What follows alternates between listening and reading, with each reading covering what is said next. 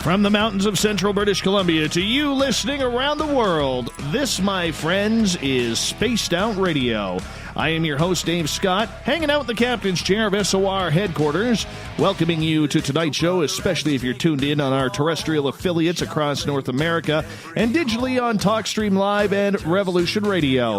If you want to take a listen to our archives, they are free for you at youtube.com/Spaced Out Radio. Just do me the favor, hit that subscribe button. Our website is spacedoutradio.com, where we have a plethora of features for you, including rocking out to Bumblefoot and reading up on Captain Shirk's SOR Newswire. Tonight's show is brought to you by Chive Charities. Help make the world 10% happier by visiting Chive Charities today. You can find them on our website. Also, want to give a shout out to our Twitter fans. Follow us on Twitter at Spaced Out Radio for the show, and my personal handle at Dave Scott SOR. Joedy Cook is one of the most active Dogman and Bigfoot researchers in the state of Ohio. Joedy has been studying the Bigfoot phenomena since 1991, and he is the author of several books. Got fantastic hair right now as well. He founded the Cryptid Seekers, the Ohio Center for Bigfoot Studies, and the North American Dogman Project. He is also the founder of Cryptid Seekers magazine and is a member of the American Bigfoot Society. This man is also very experienced, having encounters with both Bigfoot and Dogman. Then at the bottom of hour number 3, I will bring you the SOR Newswire, brought to you by Paranoia Magazine. Mr. Joedy Cook, you are here on a very, very special night, my friend. Yes, very special night. Yes, I am.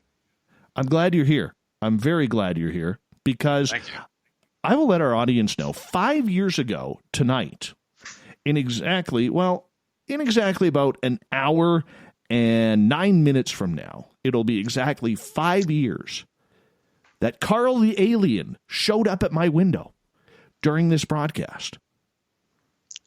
And I will tell you, I still get the jitters over that. Still get the jitters of seeing something move out of the corner of my eye, Joedy. And I put my microphone on hold. Harvey Kraft is talking about Buddha. And I turned and swiveled my chair, looked out the window, and there was the giant gray head with the big black eyes staring back at me. And I will never, ever forget that look. I will never forget that. So happy anniversary, Carl, wherever you are, wherever you may be in this universe, traveling through the stars, checking out Elon Musk's row of satellites. But I got to say this, Joedy. I'm very happy that Carl came to my window that night. Very happy. It's still kind of cool. I think it is, too. It is definitely awesome. Have you ever had a close encounter like that? I did when I was in the Army. I was up in Michigan at the time, and it was a Bigfoot sighting. Actually, there was myself and 3 other individuals. We were working on a 50 caliber range, and we were getting the ammunition and the weapons back to the ASP. You know, the storm, because it was on a Friday. We needed to get there before they closed. Otherwise, we would have been stuck with, sitting in the vehicle with all this stuff on until Monday morning. And that wasn't going to happen. So we decided, to kind of go off road. And that's kind of a big no-no on a military reservation to, go off road, where you would damage, property and things. But we were going down a hill, and the tree line was getting really, really thick. So we decided, well, we need to kind of go back up to the road because we're just not going to be able to make it through here. And at that time, I was sitting in the passenger seat, and we had a driver and 2 other guys in the back. So we decided to, back the vehicle up. And as soon as we backed the vehicle up, we saw movement, maybe 10, 12, 15 feet in front of us. I mean, it was that close. And at first we thought, well, maybe we kind of hit a tree, and the tree was moving. And then that's when we actually saw it. And I mean, it was almost like between 8:30, 9 o'clock in the evening. And this is in northern Michigan during the summertime. So it was actually still light out. And it moved, but it's like it glided almost the way it walked, So if you're looking at it, looking straight, it was moving from left to right. And I remember, the detail, every bit of detail in this Bigfoot. Reddish, hair, reddish brown hair, extremely muscular body. The upper shoulders, the chest area, kind of looked like it had mange a little bit because you were able to see skin up around the back of the head. On top of the head, you were able to see skin, a little bit of hair. I believe it was an older one. That's probably why. He had a satchel crest on his head. Very flat human nose, a blackish reddish eyes. That's all it were. I mean, there was no white, there was nothing, just like a blackish reddish, color. Massive jaw, no neck. Body was, like I said, just like a bodybuilder. Long arms, fingers, and things. And he just moved. He looked at us, made direct eye contact with us, and he just moved along. And that was it. And on that particular base, it was Camp Grayling, actually, and that's where a lot of American and Canadian forces actually train together. And there've been multiple sightings of Bigfoot on there. And I remember the very first time I ever was on there, out in the back training area, I remember seeing large footprints on the sand roads, but you never thought about it because you're in a vehicle and you see them and they're in a straight line, and there's footprints, but they had a large gap, and it's man, could it be Bigfoot or something? It was just weird. But actually we seen them, and I believe it was a couple of days prior to that, some officers actually saw one. So sightings were very common on that base, and no one really ever talked about it, to be honest with you, because we didn't even mention it. I never told anybody for probably 15 years until I wrote the book Traces of the Grassman, and I actually put it in that book. I think one person I told, that was Linda Moulton Howe. I gave her an interview about it, and she talked about it on the Art Bell show back in the 90s. So that was my encounter with Bigfoot. Encounter with Dogman. At least I believe this is what it was. I was at Daniel Boone National Forest on an investigation, and Daniel Boone National Forest is kind of neat because they have 3 trails. They have a lower, a middle, and a higher trail that goes all the way through the park there. And I was on the middle trail. We were coming around a bend, and it was at night, and I had a flashlight, and I saw a deer because I got the eyes first, and then I put the light on the deer, and there was a bush there.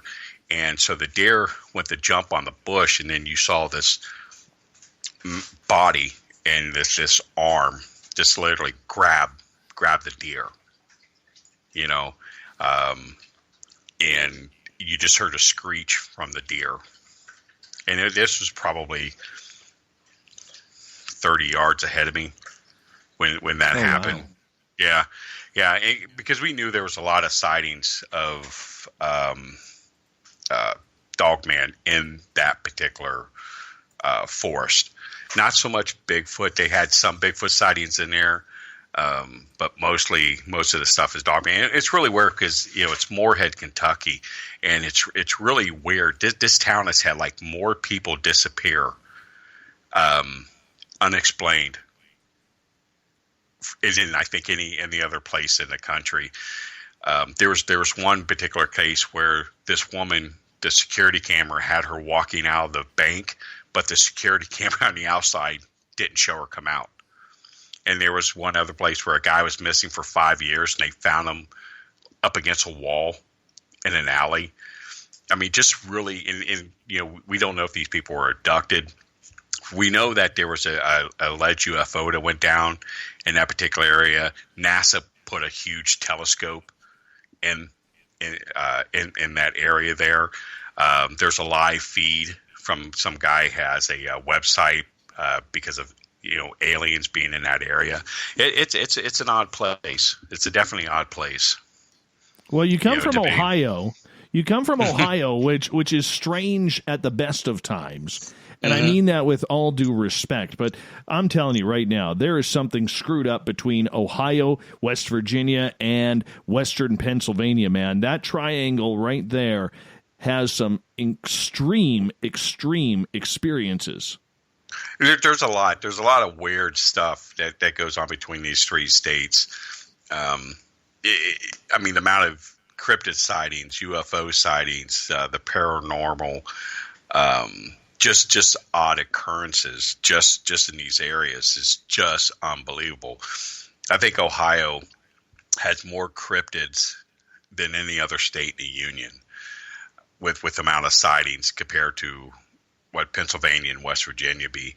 And, you know, like I said, there's just it's an odd feeling because a lot of people who say they come to Ohio, especially when they're around the Ohio, Pennsylvania, West Virginia area, they're just an odd feeling that they have. It's like a heaviness. And I've heard that, you know, from a lot of people that has came here and says, man, there's something weird about your state. And there's just a lot of, you know, odd stuff. I mean, one of the weirdest things, giving an example, was there was a UFO sighting that happened a little bit north of Cincinnati, and the aliens like landed on a guy's property, and he gave him like pancakes, and the aliens ate the pancakes. You know, so this is, this was even like in Project Blue Book, this particular case. I mean, there was something definitely to it.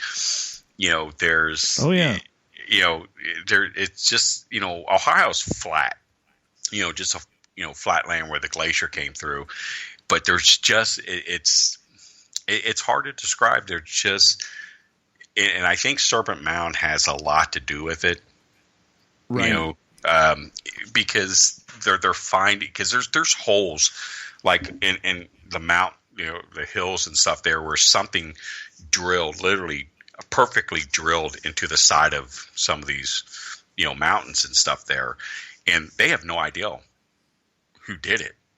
I mean, even today, they said today's machinery couldn't have done it.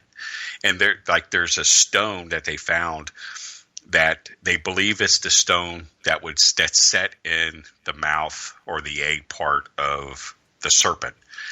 And that particular rock is huge and it's extremely heavy, but it should not be in Ohio. That particular type of rock, you know, should not be in Ohio. And that's kind of weird. So, like I said, there's a lot of odd activity and stuff that happens here. Did you ever think that after I believe it was 17 years you spent in the Army, and all your time that you have, you know, really went through the experiences that you have in life, did you think that it would be almost 30 years now that you are investigating Bigfoot and Dogman? I mean, some of the stuff I've seen in the military, you know, when I go back and think about it now, it's weird, you know, because now you think that, wow, there's something to it. You know, like one example, I was an ammunition specialist. So we were taking ordnance to a tank range, and the tank range was actually, you know, doing live fire, but they set like real low in a ravine. So if any shell would have, you know, went off, it would hit the highways or anything like that. It would have been, you know, far enough away. And they pulled everybody out of their vehicles. I mean, these tanks still had live ordnance in the barrels, you know, and they pulled everybody out, and they pulled us out, and they stuck us in a building, told us not to look out the windows. And then we were in there for, a few hours, and then we came back out, and we asked, you know, what was going on. They said, well, the firing was disrupting communications with the shuttle, the space shuttle. And it's like, well, no, there's no way, you know, it would have disrupted any type of communication. And plus, the shuttle wasn't up at the time. So that was kind of odd. And so the following day, this was actually on a Friday, and Friday in Michigan, Grayling, Michigan, is when craziness happens. I kid you not. Friday was all we look for Friday, because something weird always happened on a Friday. And so that Saturday we went in town, and I remember looking at one of the newspapers that talked about multiple UFO sightings on that Friday. So they were probably pulling us off range because there was heavy activity in the area, and they didn't want us to seem like we were aggressive. But, and it's like, it's one of these things you kind of laugh off and you don't think about it, for years. And then when you start getting into the field, now you sit there and think, wow, yeah, there was actually something to it. Things that I've seen in the Middle East, was just, you think it was military stuff. And then, then you realize, no, it wasn't. This stuff wasn't military. Some of the things that went on there. Joedy Cook is our guest tonight on Spaced Out Radio. We're going to get more into the military side in the next half hour. But I want to ask you, in regards to the past 29, 30 years that you have been investigating, do you feel you're closer to any answers as to solving these these riddles, I meant to say, rather than where you are today? Are you closer? I think I am closer today than I was 30 years ago. Going into, especially getting into like the Dogman stuff. 30 years ago, the sightings were very few and in between. Now it's rapid. So yeah, there's a big difference between 20 and 30 years ago, especially when it comes to the Bigfoot stuff and to, the ufology stuff. There's a huge difference. I would never, 30 years ago, I would never imagine 30 years in the future that it would have blown up that much, to be honest with you. I would think to myself 30 years ago, what I know today is what I'm going to know 30 years from now. But I was wrong, because, things are just exploded.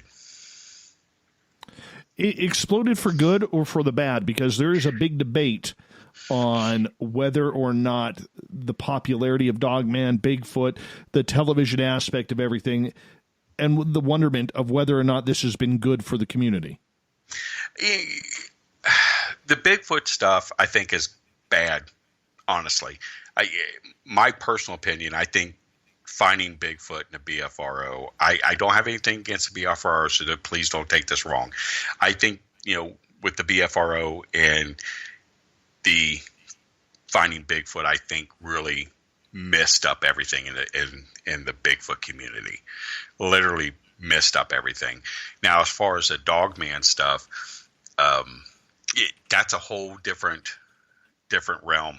Okay, there's a lot more secrecy. There's a lot more. I've been literally screwed with more with the Dogman stuff than I was ever with the Bigfoot stuff. The FBI only messed with me one time with the Bigfoot stuff. With the Dogman stuff, I've literally had, a lot of, I don't want to say nasty stuff, but a lot of unfair things happen to me dealing with the Dogman. Well, I twice I have had the registrations for my vehicles removed from the DMV, from the Ohio DMV. Even though I have paperwork and canceled checks verifying that I paid for my license, literally within 3-day period, my wife gets pulled over and the one vehicle, and they said, well, your car license is 1.5 years expired. Well, no, it wasn't. Here's the paperwork. They say, well, sorry, if it's not in the system, $130 ticket. 3 days later, same thing happens to me. They even removed the tags off the car. literally remove the tags off the car because we still had the paperwork, okay, with the date on it, with the little piece of paper that was stapled on that you pull the tag off to put on the license.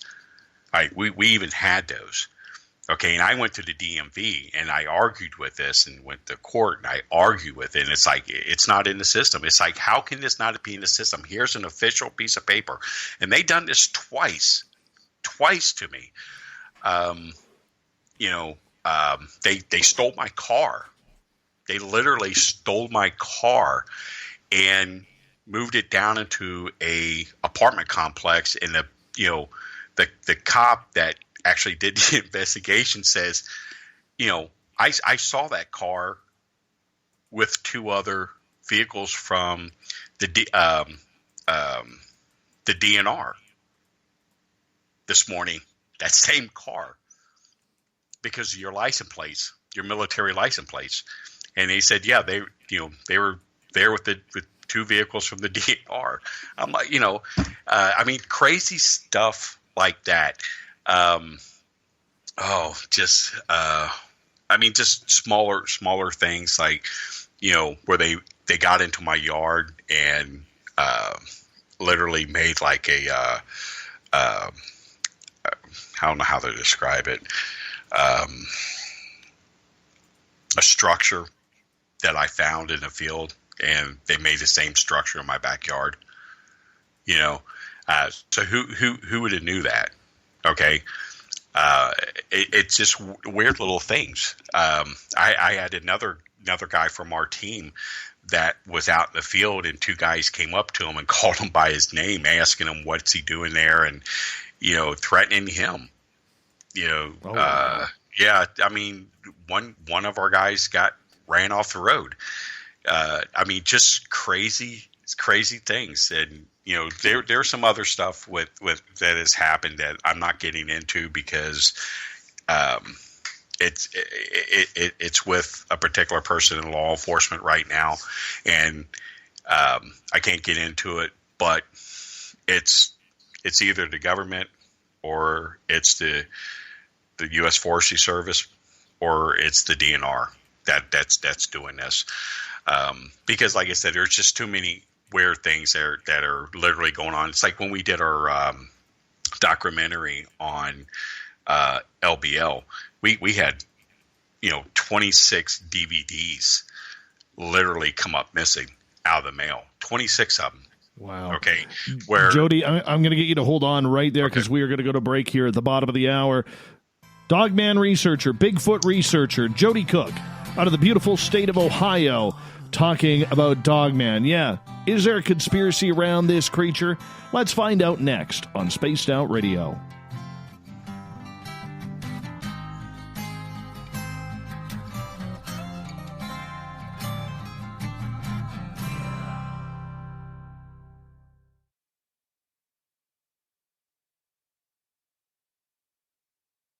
Hey, space travelers, this is John Resig, founder of the Chive and Chive Charities. If you know anything about our website, you know we like to do things a little differently.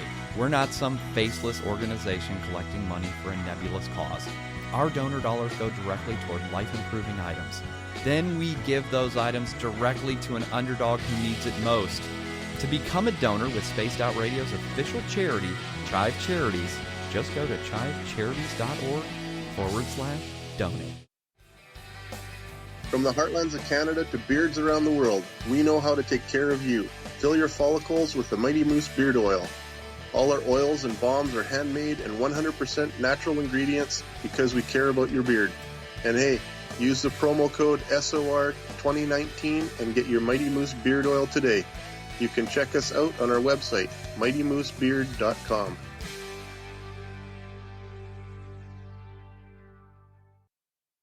Hello, this is your guitar man, Ron Bumblefoot Thaw, and I have to tell you, I love the response I get for Little Brother is Watching from Spaced Out Radio fans. It's amazing how music can inspire and make people think deeper about what's going on in the supernatural world.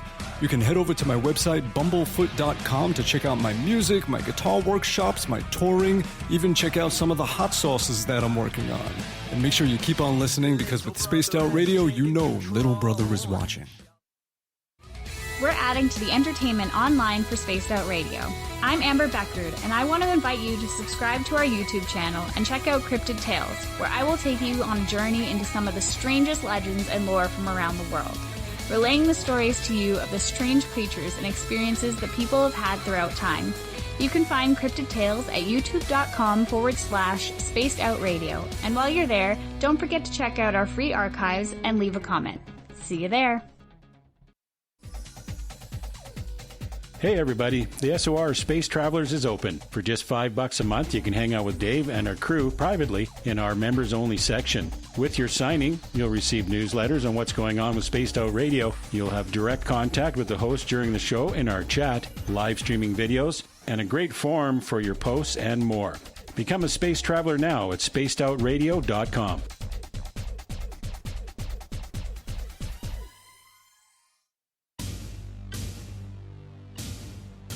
You wanted new SOR gear, and now you can have it. The SOR Vault is fully stocked with t-shirts, hats, hoodies, mugs, and everything in between, with great logos for you to choose from. So head on over to spacedoutradio.com, click on the SOR Vault, and go shopping. Pricing is quite affordable, and you can look good representing your favorite show. So go to our website and pick up your new SOR wear at the SOR Vault today. If you like it hot, real hot, then heat up your meals with Bumblefoot hot sauce. Get your Bumblefoot hot sauce today. The sauce, Bumblicious, and the 4 million Scoville unit Bumble. We're going in hot, real hot, coming out even hotter. Keep the milk nearby and tantalize your taste buds tonight. Bumblefoot hot sauce, available now at kajans.com. Cold drinks, great food, and the best music in Vancouver. The Moose Vancouver is the place to be, open until 2 a.m. nightly. Everything on the menu starts at just $6.95. Who serves food that cheap anymore? At the Moose, you'll never know who you'll run into. Rock stars, actors, athletes. It's the place everyone wants to be. So join us at the Moose Vancouver, the official party bar of Spaced Out Radio. Hello, Space Travelers. It's me again, Carl. Don't forget to join the Space Travelers Club for just $5 a month and follow Spaced Out Radio on Twitter at Spaced Out Radio. Our Instagram, Dave Scott SOR. Our Facebook page is Spaced Out Radio Show. Our archives are free at youtube.com/Spaced Out Radio. Come woo it up with Spaced Out Radio today. Bye!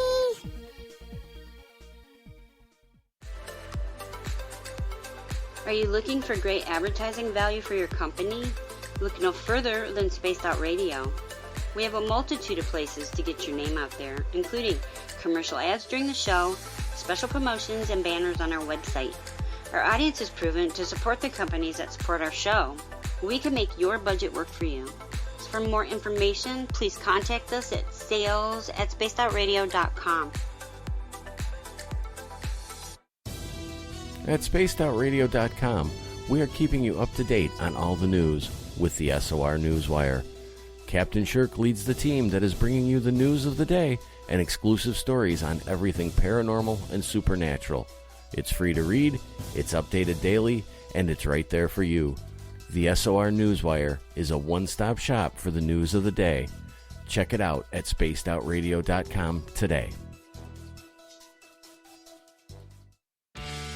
Need that weekend supernatural fix? Look no further than Spaced Out Saturday right here at spacedoutradio.com. I'm Stacey Edwards. And I'm John Edwards. Each Saturday night, Stacey and I are going to bring you the best in paranormal, cryptids, UFOs, you name it, and we're going there. It's all about the experience and to share the knowledge with all of you. So tune us in every Saturday night on Spaced Out Saturdays, starting at 9:06 p.m. Pacific, 12:06 a.m. Eastern, only at spacedoutradio.com. We're taking Sunday nights out of this world on Spaced Out Radio. This is Michael W. Hall, also known as the Paranormal Lawyer. Together, we're going to go on an exciting journey into the unknown. I'm going to bring you some of the best interviews in the paranormal and supernatural to start your new week off on a freaky note. So tune in to Spaced Out Sundays with me, Michael W. Hall, only on spacedoutradio.com.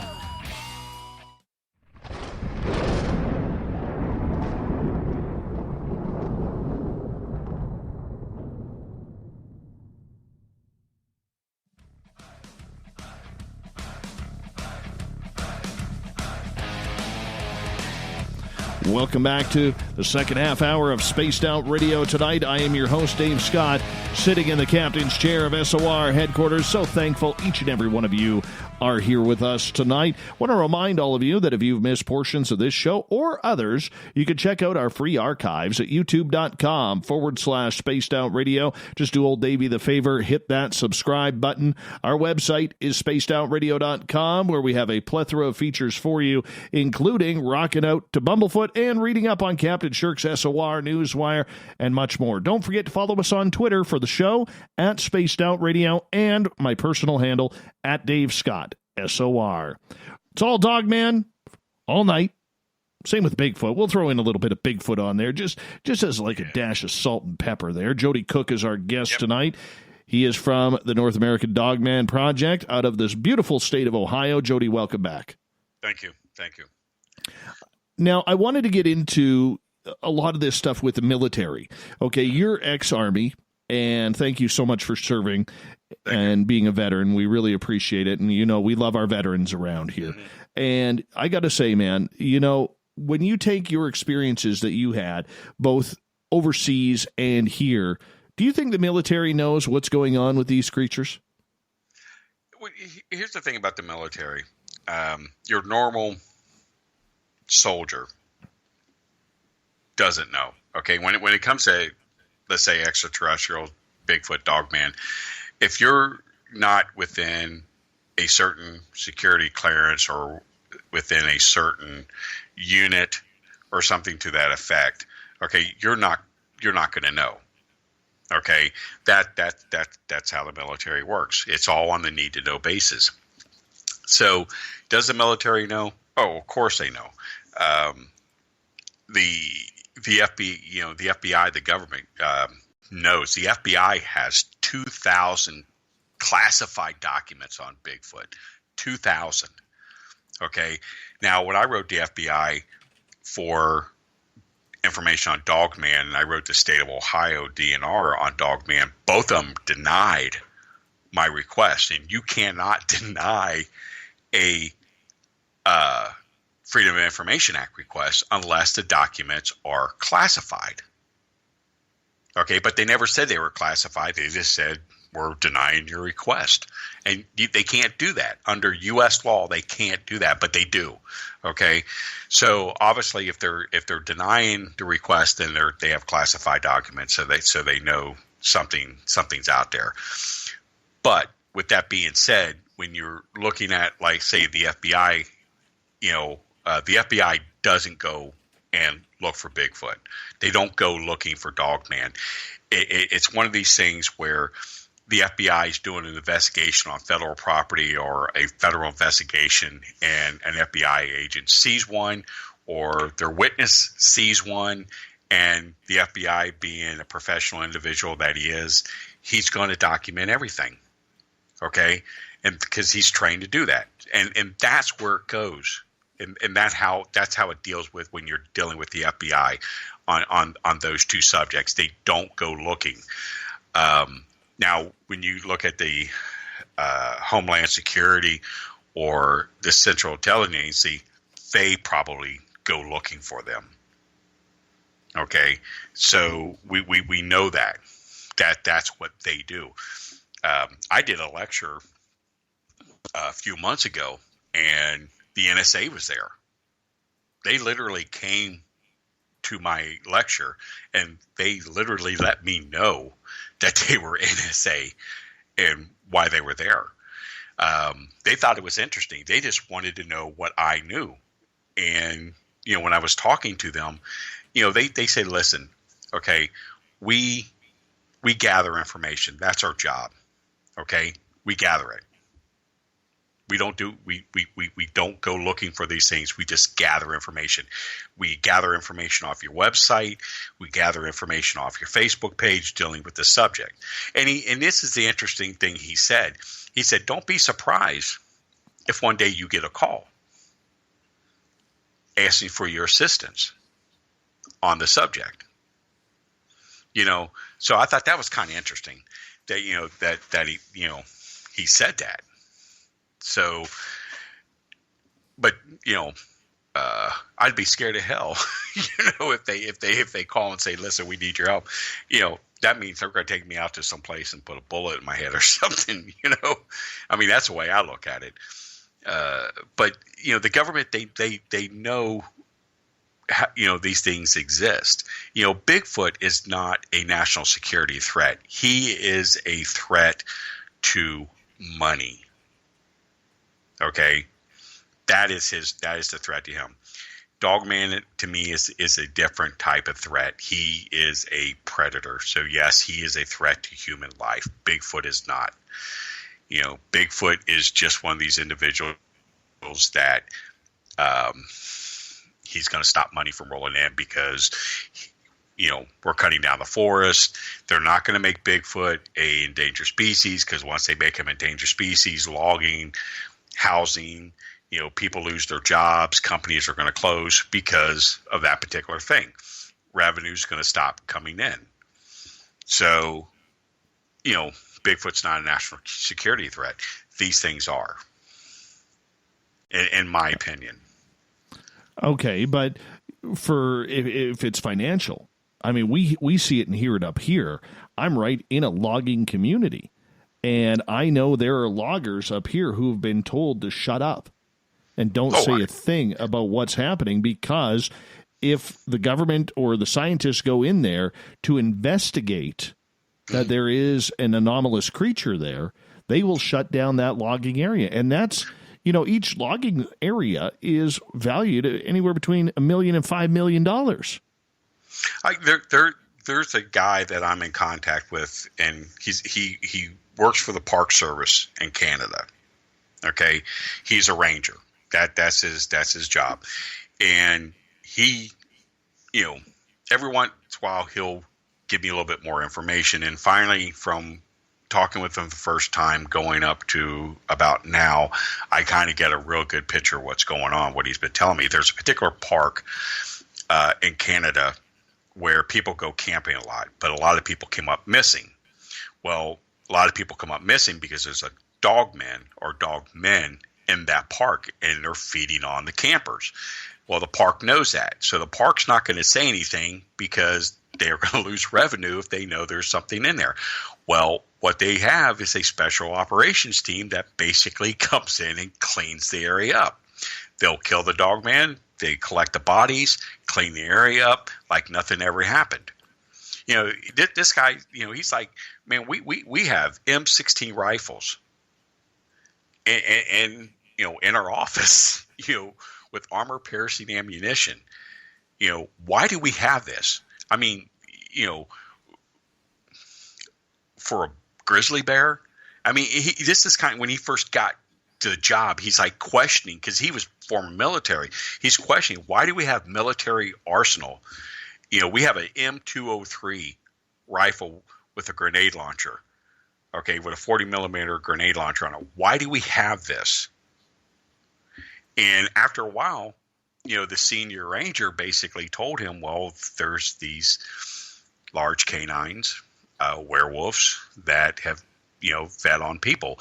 And, there's times that he's there by himself, and, he won't even leave the office to do his rounds because he's afraid, because he said these things are always outside of the cabin, or their little headquarters, And he said there's one time, man, he literally got his weapons, locked himself in the bathroom because he was that terrified. And there was one incident that some campers were killed, and that's when he first saw the special operations team basically come in and clean the area up. Yeah. So that you're dealing with lost revenue if people knew that there was something in. But it can work good for you. It can work bad for you, right, depending on the situation. Joedy, I've heard that this operations team kind of hovers around the Great Lakes and can travel from, say, Michigan up to and Illinois, Wisconsin, and into Ontario, Quebec, where these incidents are occurring. Is this the same team that you're talking about too? Yeah, he's in Quebec, and right. it's Canadian National Forest in Quebec. there where all this is happening. I don't know how many national forests you have in that area, but it's there where he's Canadian, he's French Canadian, but he how can I describe this?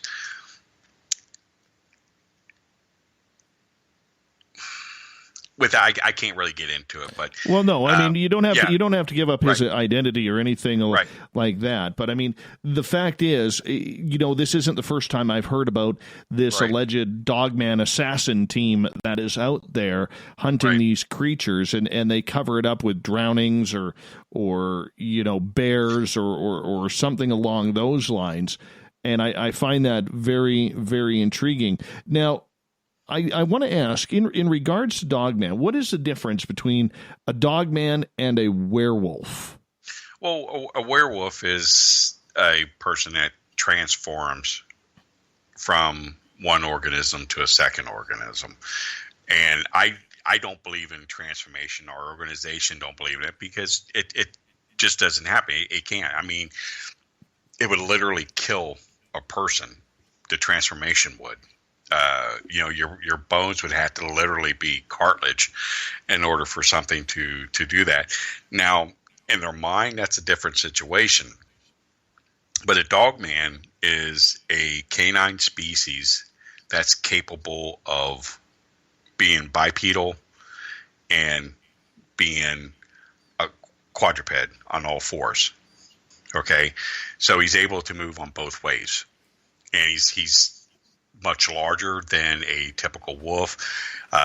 His front paws are actually, more human, and I actually have a really good front paw print that we had. We actually had a sighting. They built this park across the street from my home, okay, and they left part of it as the woods, and there was a sighting actually in that park, and it's kind of really how this came into circle is kind of odd, and I want to tell you this story before I go back to your question, because this kind of answers your question a little bit. Now this sighting, they saw this thing go from all fours onto two legs, and it came at them on two legs and went back on all fours. Well, they were friends with the lady that runs the Historical Society, which I know, and that's how I got the story.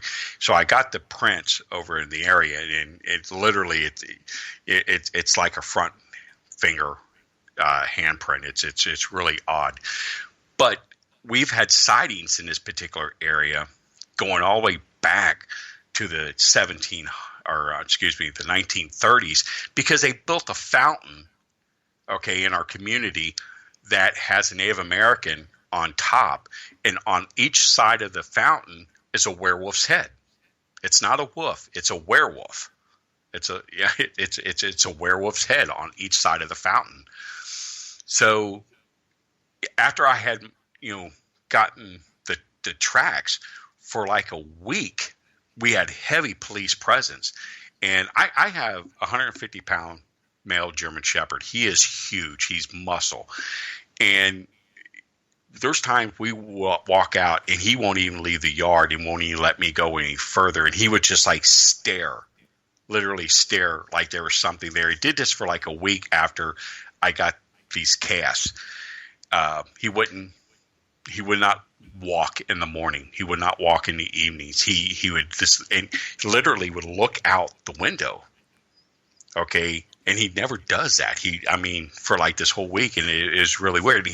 And here's the weird thing: when my car got stolen, now when my dog sees anybody walking down the street, he goes ape crap. He was sitting, looking out the window, and I was in the kitchen. I came out, and he's laying on the floor, literally laying on the floor, curled up. That when my car got stolen, so they did something to my dog to keep him from going off. That literally put him off the couch and made him cower on the floor. Okay, and the only time I ever seen my dog do this was when we had these sightings in the neighborhood of a Dogman. But to get back to your question, what I wanted to relate this all to is that these things are able to move on all fours, but they spend most of their time on two legs when it comes to hunting, when it comes to letting you know that they're there. And I think they go up on two legs in order to let you see their height, to see their structures as an intimidation. Right. Right. So with that intimidation and the fact that this creature just seems to be more pissed off than a house cat, all right, why is this creature so dangerous? Why is there real concern about this creature? And more importantly, as we got just about 4 minutes to go here before we go to break at the top of the hour, why are we seeing an expansion of its territory over the last couple of years? I think the population is growing. That's the biggest thing. The population is starting to grow. The food source, for one, especially in Ohio, Pennsylvania, and West Virginia, we have some of the largest deer populations in anywhere in this, United States. The largest amount of roadkill. So the food source is there. So as long as the food source is there, they're able to get stronger. Then they can, mate and have more offsprings where they can feed the offsprings. And I think that's why they're just from 30 years ago, having hardly any other sighting compared to now. I mean, because I'm going through looking at all my reports that I did back in the 80s and 90s of these Bigfoot that had snouts or high pointed ears or backward style legs, and I'm thinking, well, these are dogmen they were seeing. These weren't Bigfoot. So I think that's why the population's growing. And actually the Bigfoot is going down. And that's what's weird. The sightings of Bigfoot in certain parts of the country are going down. Dogman sightings are going up. Is there a difference in a dogman sighting comparatively to a Bigfoot sighting? And the reason why I ask that is because so many people that I have talked to who have felt they've been around this situation. It's funny because my buddy Mikey just jumped into the chat room and he was talking to a gentleman who's a trapper in our area. And he had encountered Bigfoot. He had encountered, his dogs had encountered cougars and grizzly bears, everything that can kill you in our wild up here. But when this one creature was around, they never saw it, but they heard it. The dogs wouldn't even leave the patio to step onto the grass to go to the bathroom. They would not leave the patio. Exactly. So what kind of energy is this creature giving off to put this fear of God into everyone or everything that comes around it? A lot being, like I said, it's a apex predator. This thing, I think with predators, I think this thing puts off a scent or it puts off something, okay, when it's letting you know its presence is there. That's the only thing I can think of. It puts off something, some type of vibe. And I've heard this from other people that has felt this or, prior to the sighting, that is, with their animals, this just something their animals sense about this particular creature that puts the fear of God in them. That's the only way I can explain it. And I think the vocalization kind of has a lot to do, with it. It's one of these mysteries with that you have, and we're trying to figure that out. We're trying to figure out, right now, and we were getting a lot of stuff from the U.S. Forestry Service as far as bear attacks. And what we were doing, we're coinciding bear attacks with dogman related sightings to see if someone was killed by dogman and they said it was a bear, which, could be easily be covered up as a bear sighting because you have 4 claws, 5 claws and, the mutilation. But the thing of it is, the kills are different compared to what a bear would do to someone compared to what a dogman would do someone or do to a different type of animal. Now we've seen a lot of deer killed in one particular way. We have never ever seen this kill where a predator would actually do this to its prey. Okay, never in my life I've ever seen this. I've seen poached animals, poached deers. So poachers have a certain way they do it to get the meat and get out. Okay, what these kills, I've never seen anything like this. It's really weird. What they're doing, they're taking the hide from the rear of the deer and completely pulling it over the head. Okay, and it's always from the rib cage inwards is what it's eating. And you see bite marks on the rib cage, so there's still a lot of meat and everything on the back of the deer, but it's the vital organs and the lungs is what's actually being eaten. Okay, so a poacher would never have done that because that's not what a poacher would want. He's not going to take the lungs. He's not going to take the liver. He's not going to take the intestines. He's going to go for the meat. So we've been finding deers like this from Kentucky all the way into Ohio.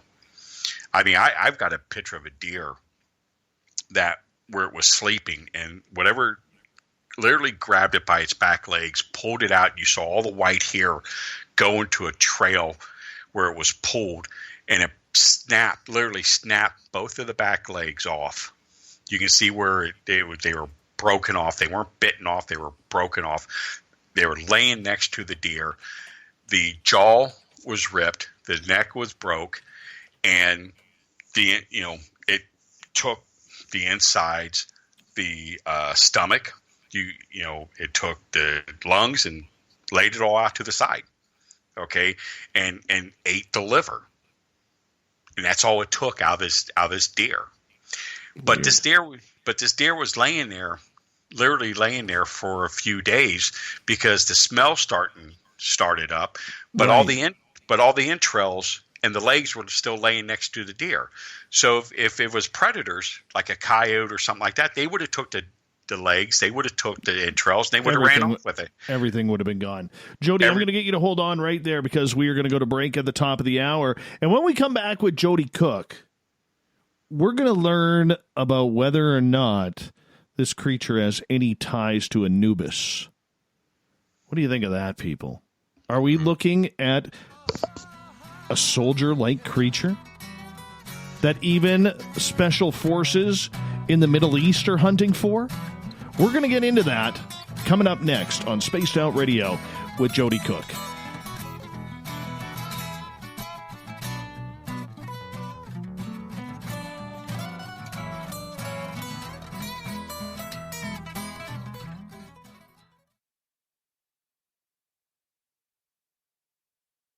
Hi, this is Amber Beckrud, and I want to invite you to subscribe to our YouTube channel where we store all of the SOR show archives for free. And as an added bonus, every 2 weeks I'm posting brand new content on Cryptid Tales, where I will get into some of the spookier legends and folklore from around the world and tell the stories that go with them. Find us at youtube.com/spacedoutradio and check out Cryptid Tales today. Drop a comment and let me know what you want to hear. See you there. We are scouring the world for the most intriguing stories of your day. Take the time to read up on the SOR Newswire, where our team, led by Captain Shirk, will deliver to you some of the best paranormal and supernatural news, along with some stories that will blow your mind from the weird to the wacky. It's the news outside the news that piques interest, and that's what we're looking to deliver to you. The SOR Newswire, only at spacedoutradio.com. I'm feeling a little spicy tonight. What to do? Why not get Bumblefuck? 4 million Scoville units of pure hard rock. Bumblefoot hot sauces come in 3 flavors. The burning Bumble. Tone it down a bit with Bumblicious and throw the sauce on everything. Spice it up. Bumble me, baby. Bumblefoot hot sauce. Get it today at kajans.com. Are you an experiencer of something strange that can't be explained? Do you want help finding out what's going on? I'm Ryan Stacy. head of the Experiencer Support Association, otherwise known as TESSA. We've teamed up with Spaced Out Radio to investigate cases filled out in the SOR Sightlines report. We are independent, and there's no cost to what we do. All we need is your experience. Let's find out what's happening together on the SOR Sightlines report.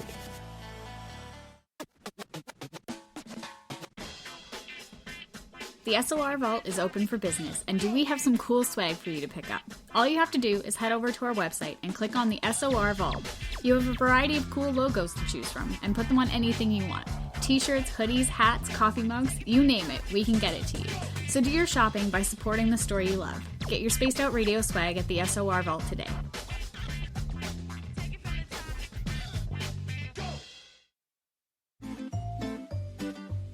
Looking for creative ways to get your company out in the public?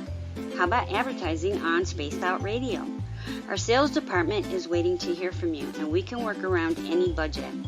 From commercial spots to banners to special promotions, there are many opportunities to get your name and product out to our SOR listeners. For a price guide and more information, please contact us at sales@spacedoutradio.com. Hey everyone, I'm John Edwards. And I'm Stacey Edwards. Together we're taking over Saturday nights on Spaced Out Radio, where we're going to bring our own experiences of the paranormal and talk to the best people we can find to help bring you answers to your strange tales. We're here to entertain your need for weekend woo! So tune us in at spacedoutradio.com starting at 9:06 Pacific, 12:06 a.m. Eastern, where we can all get a little spooky together. Spaced Out Saturday nights right here at spacedoutradio.com. Are you intrigued by Paranormal Talk Radio? You'll love the new Paranormal Radio app from TalkStream Live. You'll find a great selection of talk shows covering UFOs, ghosts, strange phenomena, and much more. Download the Paranormal Radio app now and start listening to the very best in paranormal talk entertainment, including the network you're listening to right now, the Paranormal Radio app, free in Google Play and the iOS App Store. Hey, space travelers, this is John Resig, founder of the Chive and Chive Charities. If you know anything about our website, you know we like to do things a little differently. We're not some faceless organization collecting money for a nebulous cause. Our donor dollars go directly toward life-improving items. Then we give those items directly to an underdog who needs it most.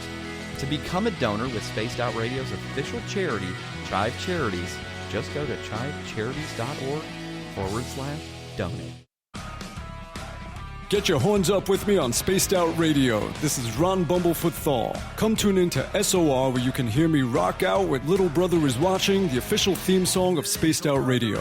And then come on over to bumblefoot.com, where you can find out about my tour schedule, my music, and everything else. Bumblefoot.com keeps you up to date on what I'm doing and the best way to stay in touch with my music and music camps. Sign up for my newsletter at bumblefoot.com, and remember, Little Brother Is Watching. Hello, space travelers. It's me again, Carl.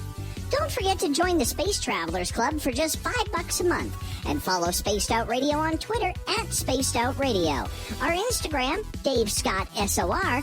Our Facebook page is Spaced Out Radio Show. Our archives are free at youtube.com/Spaced Out Radio. Come woo it up with Spaced Out Radio today. Bye! For the price of 1 cup of coffee a month, you can become an SOR Space Traveler. The Space Travelers Club is a place where you can interact with other listeners, either live during the show or on our great forum. We want your stories, pictures, comments, and ideas. You'll get live video streams, exclusive content, and be a part of our newsletter. Stay in touch with everything SOR. The Space Travelers Club is just $5 a month at spacedoutradio.com. Hi there, this is the paranormal lawyer Michael W. Hall. I'd like to invite you to listen in each Sunday night where we're going to open up your eyes to everything strange and paranormal. I will be hosting some great guests with topics that affect us all, such as UFOs, ghosts, and everything paranormal. Let's learn together on Spaced Out Radio Sunday with myself, Michael W. Hall, the paranormal lawyer at spacedoutradio.com. The party is always on at the Moose Vancouver. The Moose Vancouver is where you want to be when visiting Canada's West Coast. Open until 2 a.m. nightly, the Moose cranks up the rock while serving some of the best rated food in the city. The menu starts at $6.95. Why party anywhere else in Vancouver when the Moose is right there? Get your horns up and rock with the Moose, the official party bar of Spaced Out Radio. We all know on Spaced Out Radio we love a good beard and mustache, so why not take care of your facial hair with Mighty Moose Beard Oil? Made in Canada, we're taking care of beards and stashes around the world. We use 100% natural ingredients with our oils and balms to make your whiskers feel silky smooth. Use promo code SOR2019 at MightyMooseBeard.com today.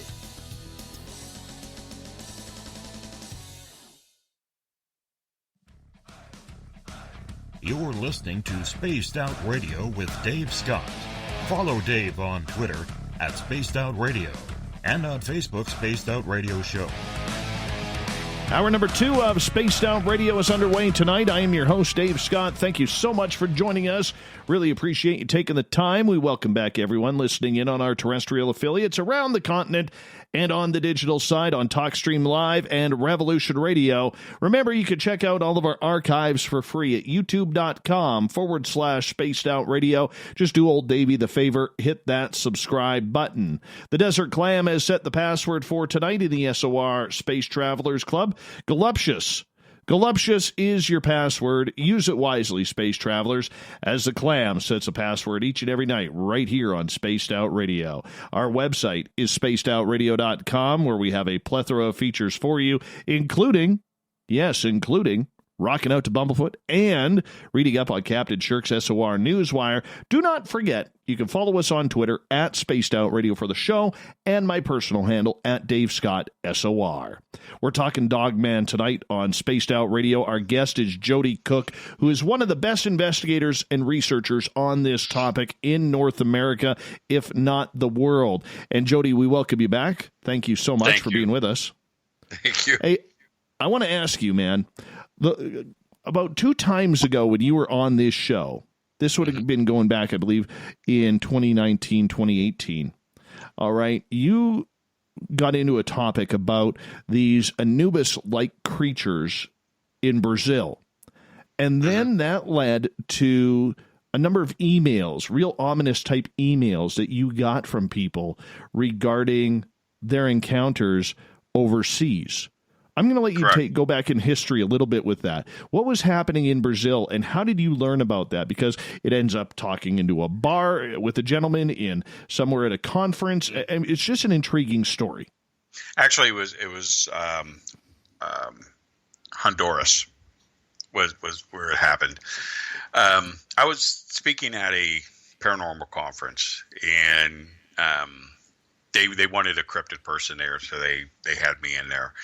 So the hotel where the conference took place had a really nice restaurant and bar in it.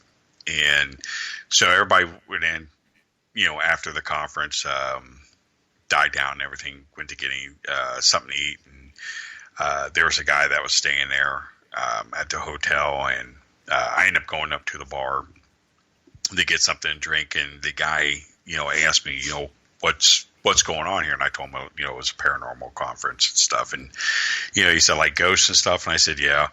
And we were just kind of talking a little bit about that. And he goes, you a ghost hunter? And I go, no, I do, Dogman research. I do Bigfoot research and stuff. And, he's asked me about Dogman. What's Dogman? I know what Bigfoot is. What's Dogman? And I explained to him. So, I noticed, he had tattoos on him, and military people have like military tattoos and, things to that effect. So we just started talking. And plus I can tell he's military by, his haircut and his stature, the way he's talking and things. So, I told him I was military and stuff. So we just start talking and, army shop and, things like that. And then he tells me this story, that, he's part of a special operations team, and basically what their job is they go in and recover down UFOs. And he said, that's what we do. and he, was talking a little bit about the team. They're former Special Forces, Navy SEALs, Air Force combat controllers, things like that. And he was telling me that, when we started talking about the Dogman stuff, that there's a species of alien that are canine, and this is the first time I ever heard, about them being some type of an alien species and being a hunter. And he said there's this alien species we just got in contact with a few years ago. They're hunters, they're predators, they're canine, and what they do, they go and basically hunt. That's their job. And they're so dangerous that they wouldn't keep them in the continental United States. That the ones they've captured from a downed vehicle, they moved to a facility in Honduras. Okay, because they did not want them in the country because they knew how dangerous they were. So they end up getting out of this facility, taking the facility over. Now, when he talked about them, he described them, they're very canine looking. He just imagine a human body, covered with hair, dog style legs, and a head like a wolf, but much larger and more deadlier. He said, this is what these things look like. They look literally like your dog, is the way he described them. But they're extremely dangerous. But they wore a body armor. And the way he described it was kind of like a Halo type body armor. And they got out of the facility. They killed people in the facility, got out, and started to kill people in a small village. So they had to go down there and take care of the situation and either capture or kill them. So they end up killing them. But he talked about that they had to have a particular type of weapon in order to pierce their armor in order to kill them. And but he said they're extremely intelligent, but they didn't have common sense. Like he said, for example, when we would fire at them, they could obviously move for cover, but they didn't. Either they were brave warriors or they were just too stupid to run for cover. And he talked about that, but they ended up killing. But he said when they killed them, they made like a really horrendous scream when they killed them. So, and he was telling me a story, and I talked to him a few times after that, and we became friends. And I haven't heard anything from him for a year, so I've actually tried to reach out to him. So I don't know, whatever happened to him. So that was kind of an odd story, and it's one of those things you're like, oh, okay, that's cool.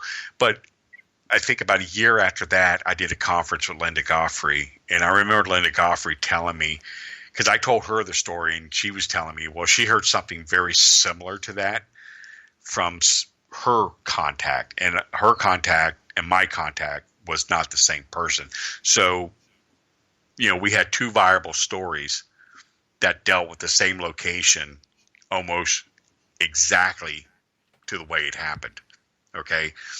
So I did this story, I think, with you on the first time. And then I started getting people, U.S. and Canadian, reaching out saying, hey, we've had these incidents happen, with these creatures. And one particular one was,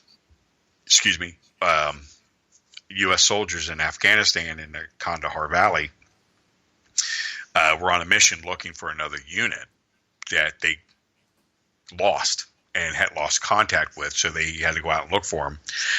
And this is the mountain area. So the team was breaking off. They were kind of breaking off into like twos, which is kind of really unheard of because normally a unit stays together. But for some particular reason, I guess to get more ground, they started to break off into twos. And what happened was they were going up a hill. Well, the one guy heard something, so he stayed in place. The other one moved forward up the hill.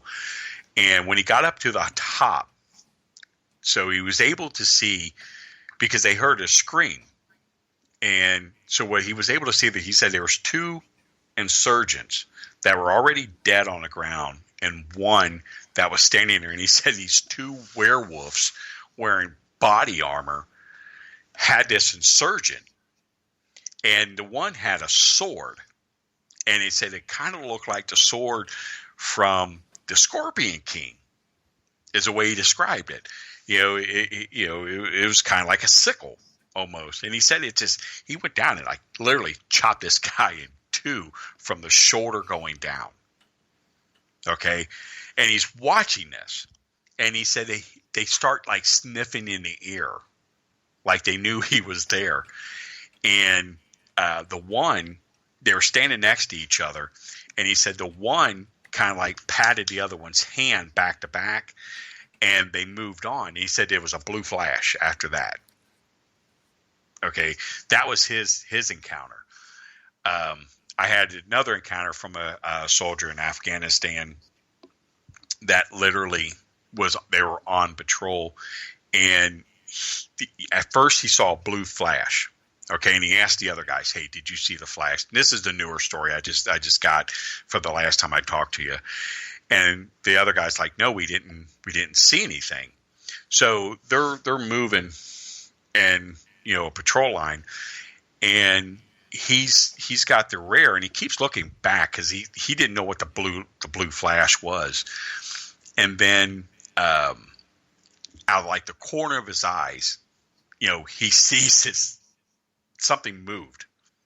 Okay, and it like he said it was a werewolf or dog wearing body armor, kind of like came out from behind this rock, and they looked at each other, literally like looked at each other, and it started to like snarl a little bit where the teeth, where he was showing his teeth.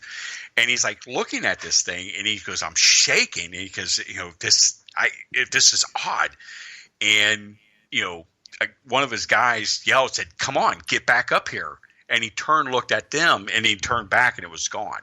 So that was the latest story that we got out of Afghanistan from a guy, which I thought was kind of really, really odd. But they're all talking about the same, the same type of, body armor that these things are wearing.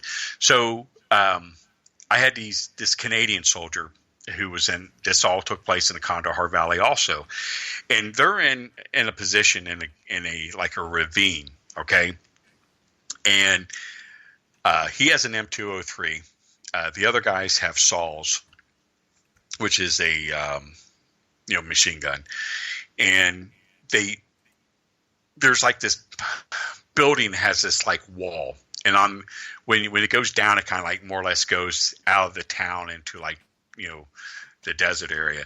So these children started to scream, and they're like the children are running, okay, and then the dogs are running after the children. Well, they're thinking these dogs are going after children to eat, so they start firing on the dogs to save the children, but the dogs end up passing the children.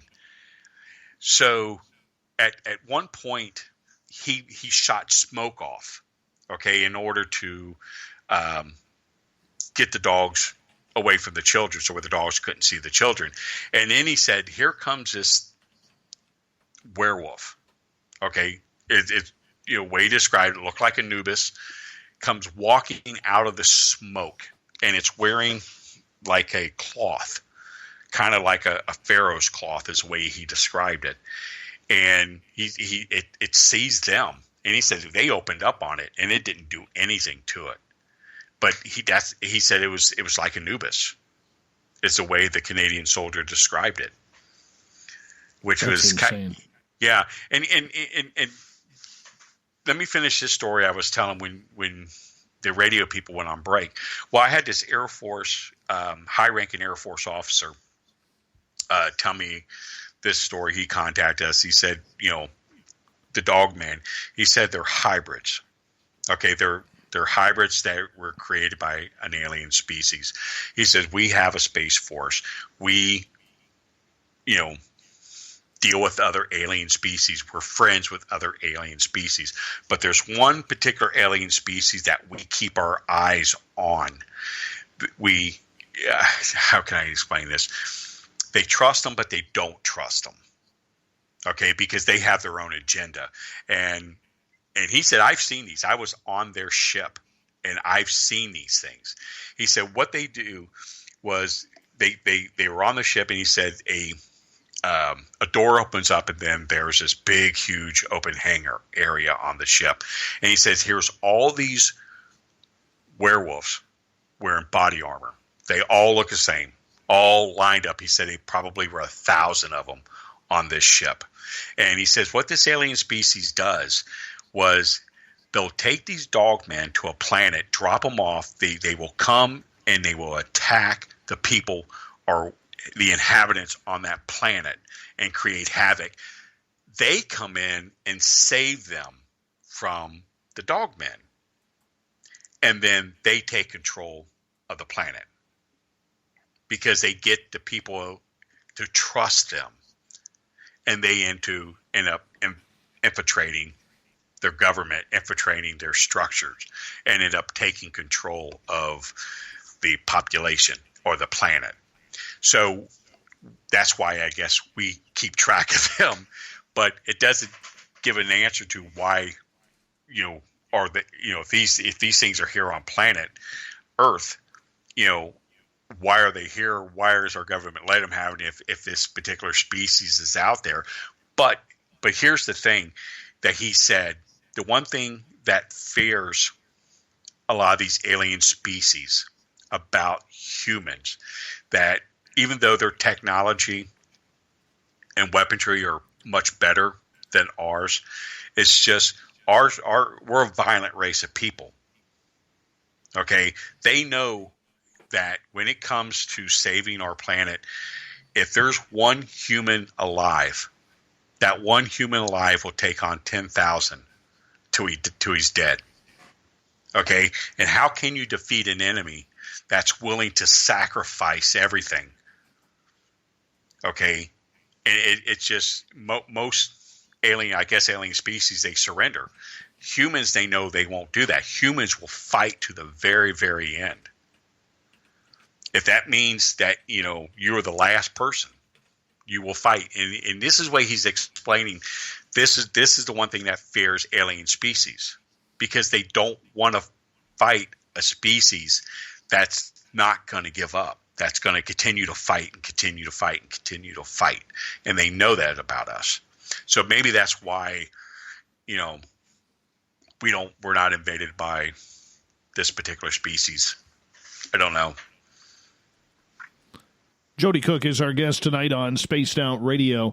When you hear about these hidden military groups that are tracking these creatures down, how does one even volunteer for something like that? I don't think you're volunteered for it. I think you're probably picked for it. How can I say? What kind of individual is that? Okay, he's loyal. Okay, he's loyal to the country, he's loyal to the cause, but he's also an individual that will take human life in order to cover things up, and I'm for, just like everybody is in their own country, security for your country comes first, your patriotism for your country, but I just could not kill someone innocent just to cover something up. I mean, I couldn't live with myself, right, doing that. Even in combat, when you killed somebody, that puts a toll on you, because even though it's either you or him, but when you kill him, you start thinking, well, this guy he was like you. He didn't want to be there any more than you did. He has a family. He has parents, he has children, he has a loved one, that kind of stuff, goes to your head. You have to be able to cut that off in order to do a job like that. And that's I don't know. So that's what I'm saying. You would have to be or not voluntary. You have to be picked for that type of job.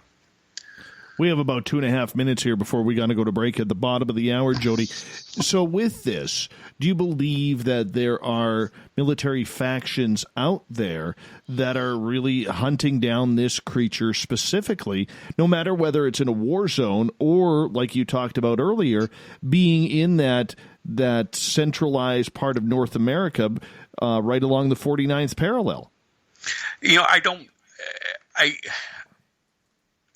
I believe that there are, but I don't know if they are. I mean, that's the best way I can explain it.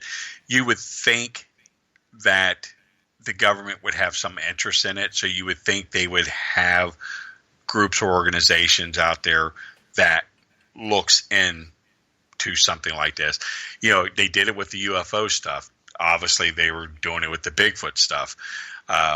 This is a whole different thing, so I think the units that are out there dealing with this, I don't think they're literally out there looking.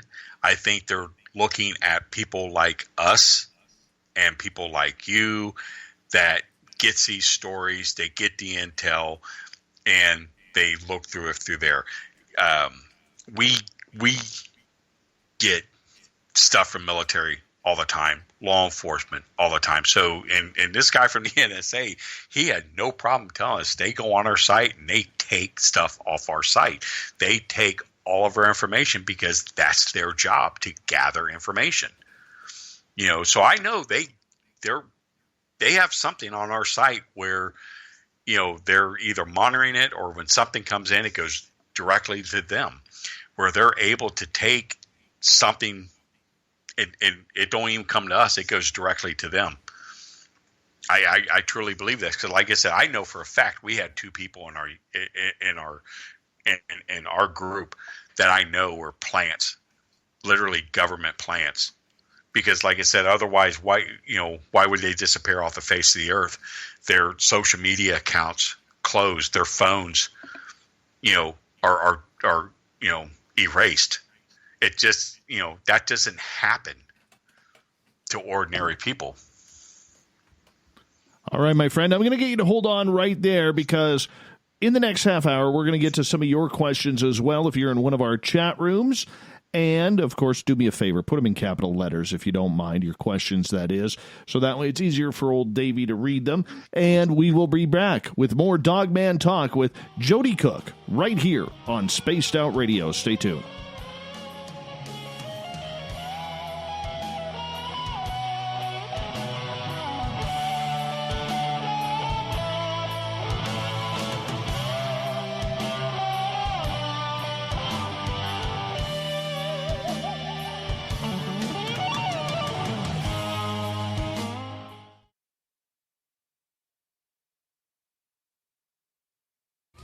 We're adding to the entertainment online for Spaced Out Radio. I'm Amber Beckrud, and I want to invite you to subscribe to our YouTube channel and check out Cryptid Tales, where I will take you on a journey into some of the strangest legends and lore from around the world, relaying the stories to you of the strange creatures and experiences that people have had throughout time.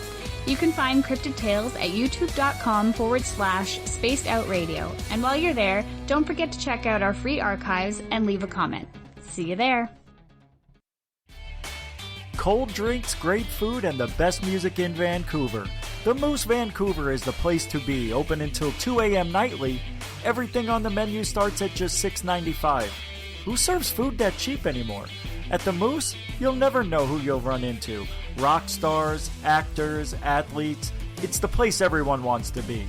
So join us at the Moose Vancouver, the official party bar of Spaced Out Radio.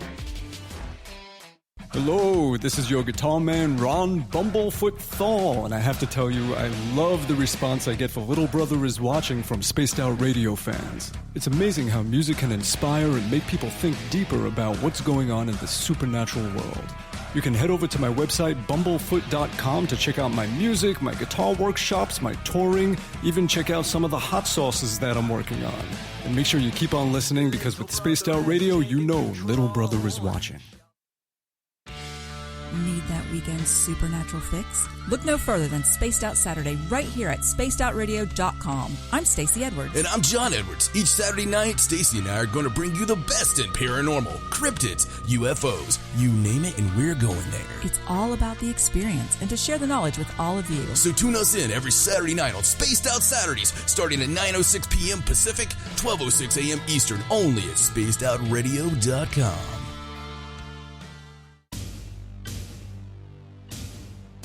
You wanted new SOR gear, and now you can have it. The SOR Vault is fully stocked with t-shirts, hats, hoodies, mugs, and everything in between, with great logos for you to choose from. So head on over to spacedoutradio.com, click on the SOR Vault, and go shopping. Pricing is quite affordable, and you can look good representing your favorite show. So go to our website and pick up your new SOR wear at the SOR Vault today.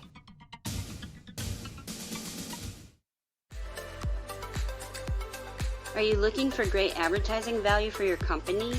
Look no further than Spaced Out Radio. We have a multitude of places to get your name out there, including commercial ads during the show, special promotions, and banners on our website. Our audience is proven to support the companies that support our show. We can make your budget work for you. So for more information, please contact us at sales@spacedoutradio.com. Hey, space travelers, this is John Resig, founder of the Chive and Chive Charities. If you know anything about our website, you know we like to do things a little differently. We're not some faceless organization collecting money for a nebulous cause. Our donor dollars go directly toward life-improving items. Then we give those items directly to an underdog who needs it most. To become a donor with Spaced Out Radio's official charity, Chive Charities, just go to chivecharities.org/donate. Hello, space travelers. It's me again, Carl. Don't forget to join the Space Travelers Club for just $5 a month and follow Spaced Out Radio on Twitter at Spaced Out Radio. Our Instagram, Dave Scott SOR. Our Facebook page is Spaced Out Radio Show. Our archives are free at youtube.com/Spaced Out Radio. Come woo it up with Spaced Out Radio today. Bye! If you like it hot, real hot, then heat up your meals with Bumblefoot hot sauce. Get your Bumblefoot hot sauce today. The sauce, Bumblicious, and the 4 million Scoville unit Bumble. We're going in hot, real hot, coming out even hotter. Keep the milk nearby and tantalize your taste buds tonight. Bumblefoot hot sauce, available now at kajans.com.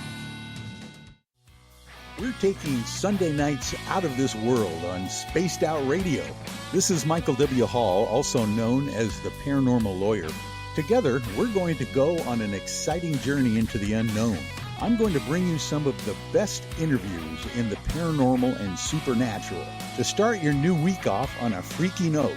So tune in to Spaced Out Sundays with me, Michael W. Hall, only on spacedoutradio.com. Hey everybody, the SOR Space Travelers is open. For just $5 a month, you can hang out with Dave and our crew privately in our members-only section. With your signing, you'll receive newsletters on what's going on with Spaced Out Radio. You'll have direct contact with the host during the show in our chat, live streaming videos, and a great forum for your posts and more. Become a space traveler now at spacedoutradio.com.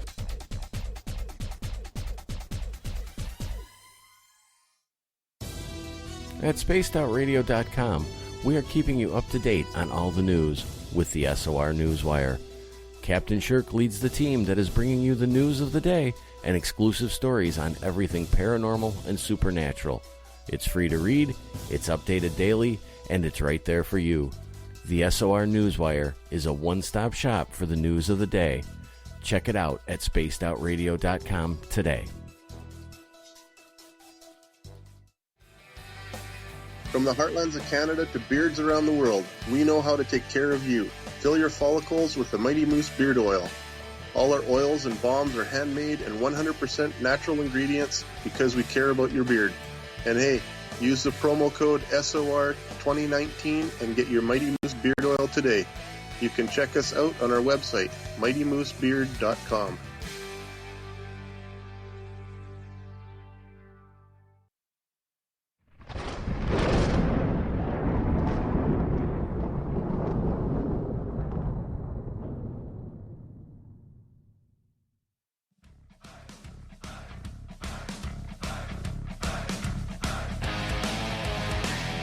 We passed the halfway point of Spaced Out Radio tonight. I am your host, Dave Scott, sitting in the captain's chair of SOR headquarters. My beard is looking fine as I'm growing it out, just in time for winter to end. Hey, I want to remind all of you that if you miss portions of this show or others, you can check out our free archives at youtube.com/Spaced Out Radio. Just do me the favor, hit that subscribe button. Our website is spacedoutradio.com, where we have a plethora of features for you, including rocking out to Bumblefoot and reading up on Captain Shirk's SOR Newswire. Don't forget, you can follow us all day, all night on Twitter at Spaced Out Radio, or my personal handle at Dave Scott SOR. Tonight we are talking Dogman with Joedy Cook. He is out of Ohio, part of the North American Dogman Project. This is a group that he has set up, tracking this elusive and very vicious creature. Joedy, I'm going to ask you right before we get back into the Anubis thing here. I want to ask you point blank. When you go looking for Dogman, how many tennis balls are you carrying just to get its mind off of things? Actually, I do have one I carry with me, just as a precaution. Literally, absolutely, man. I'm being serious, because here's the thing with our organization. You know, we carry a lot of, we don't carry guns to the field. Okay, we are a non-kill organization. We'll carry knives. We'll carry mace. We'll carry bear spray. We have these particular. It's a ball. Okay, and when you turn it on, you throw the ball and it bounces, but it puts off I'm trying to think what the hell you call that. A flashing light, a strobe, and it puts off a real nasty sound. Okay, it's basically a distractor. So you would, if you came into contact when you wanted to get away, that's what you would do. Or you'd use some type of like a flashbang or something like that to that effect to get away. I have a pistol that shoots almost like a bear spray is the best way I can describe it, and it has a really strong stream for about 10 yards. So if it got that close, you can hit it in the eyes. So it's one of these things that you want. It's an apex predator. I understand that, but the thing of it is, you want to protect its life as well as yours. But if you do what you have to do, if it takes human life or if it's coming at you to kill you, you know what I'm saying? So yeah. But we try not to get into a situation where you put your life in danger or even put its life in danger. All right, let's get to some audience questions here before we get to Anubis. Nick is asking, since dogs do not live that long, do dogmen not live that long either, even though we wouldn't really know? You know what? I've heard so many different things from different people who allegedly know about this, people who are in the government, because this is one of the things that, I've actually asked, how long do these things live? And I've heard anywhere from 20 to 30 years on these, and that's like the biggest span I've ever heard. Because I was sitting there thinking, like a typical, like a German Shepherd lives anywhere from 9 to 12 years. Some other dogs live from 15 years or 20 years, depending on what species. So I don't know. Honestly, I couldn't tell you. I would imagine that it probably would live into where, it couldn't eat anymore. Its teeth got too bad or it got too weak or something to that effect. But I think a stronger male would last, 20 years. And I think environment, everything kind of has everything to do with that too. All right. Kath has a couple of questions for you. She's asking, do you think Dogman runs in packs? And do you think they are a natural evolutionary creature, supernatural as well, or Nephilim? Well, here's the thing.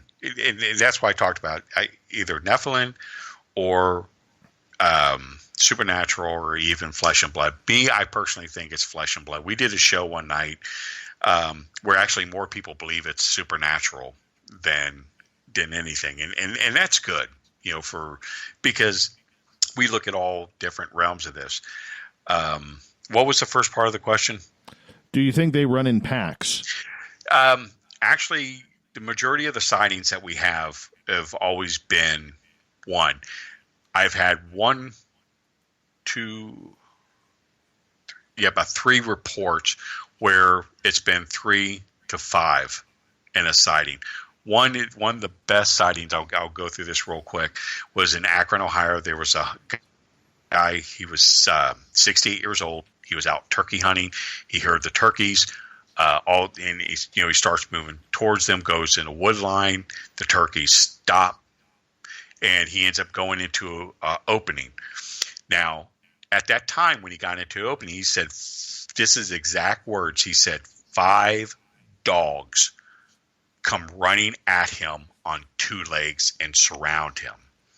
He said one of them was a female because the other ones you were able to see the genitalia on them. But he said their hands, front paws were almost human.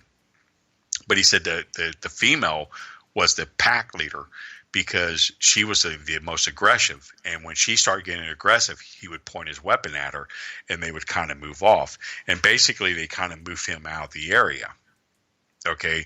Because obviously they were hunting the turkeys and he was a threat to them, but he was never harmed by them. But he just, but he never said werewolf. He never said dogman. He kept, describing them. He said they were dogs and they look like wolves. They look like German shepherds. Was the way that, he described how these things look. That's the best one we ever had. The other ones were, where they had multiple sightings of, 2 or 3 of them together in one particular area. But that was the most. 5 was the most we ever had in any report. All right, let's move on here. Let's go to Chris, who is asking if Dogman was brought or bred here to fool us. When will the aliens start to help us out? I don't think, well, when it goes back to the story where, the one alien species, like I said, I this is just someone gave me this story who was military, that I don't know if they're here to help us out or not. I mean, if I look at the Nephilims or look at supernatural or flesh and blood, I would say these things are more flesh and blood. Even if over extraterrestrial, I think these things were always here.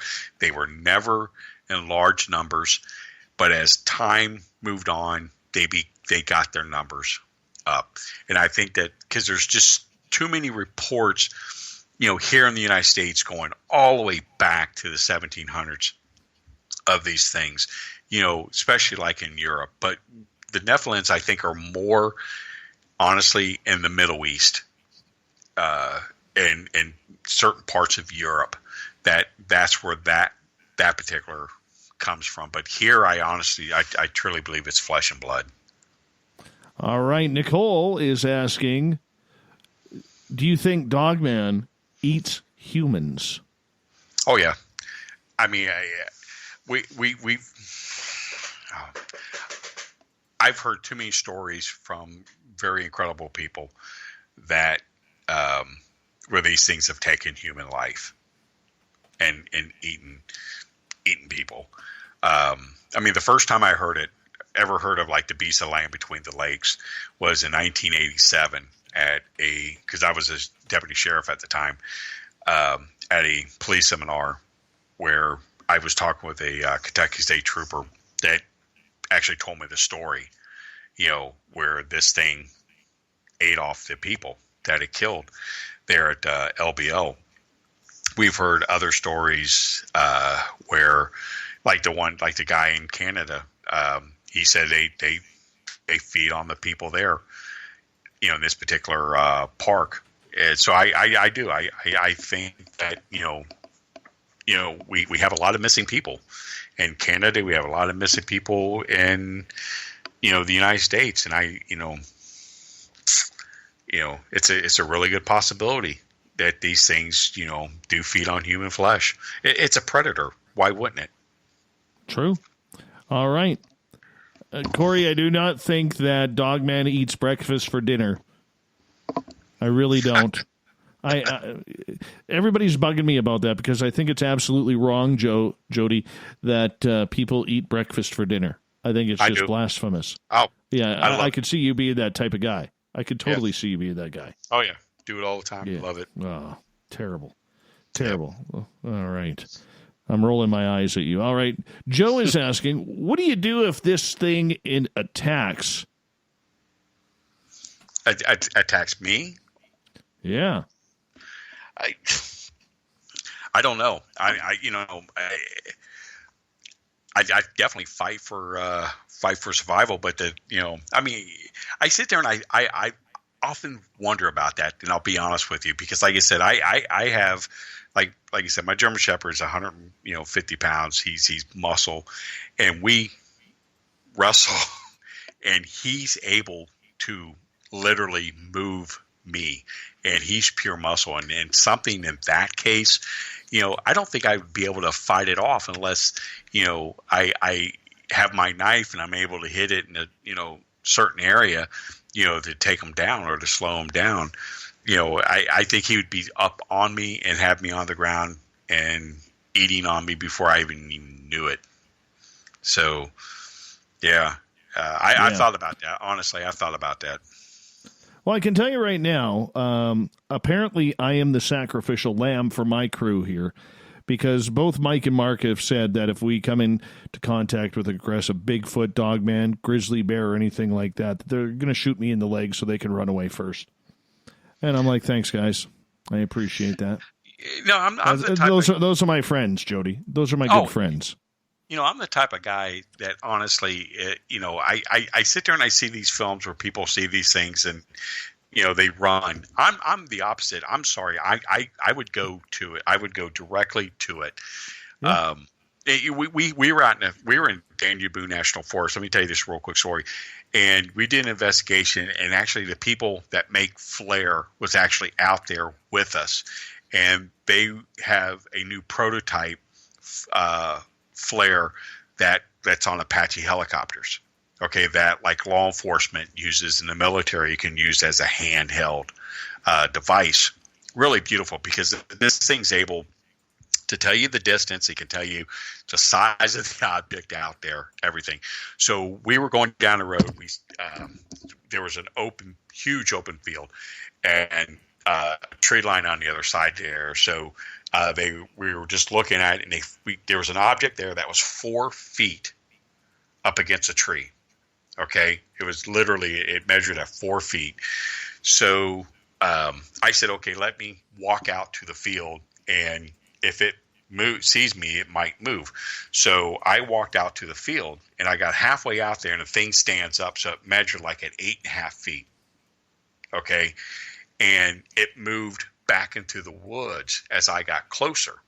Okay, so I came back in to our side, and it came out of the woods and went back down, set in front of the tree again. So I'm like, man, this is ridiculous. Let's see what happens. And we were on the investigation. Someone brought their son with them. The kid was like maybe 12 or 13 years old. I said, man, this is nuts.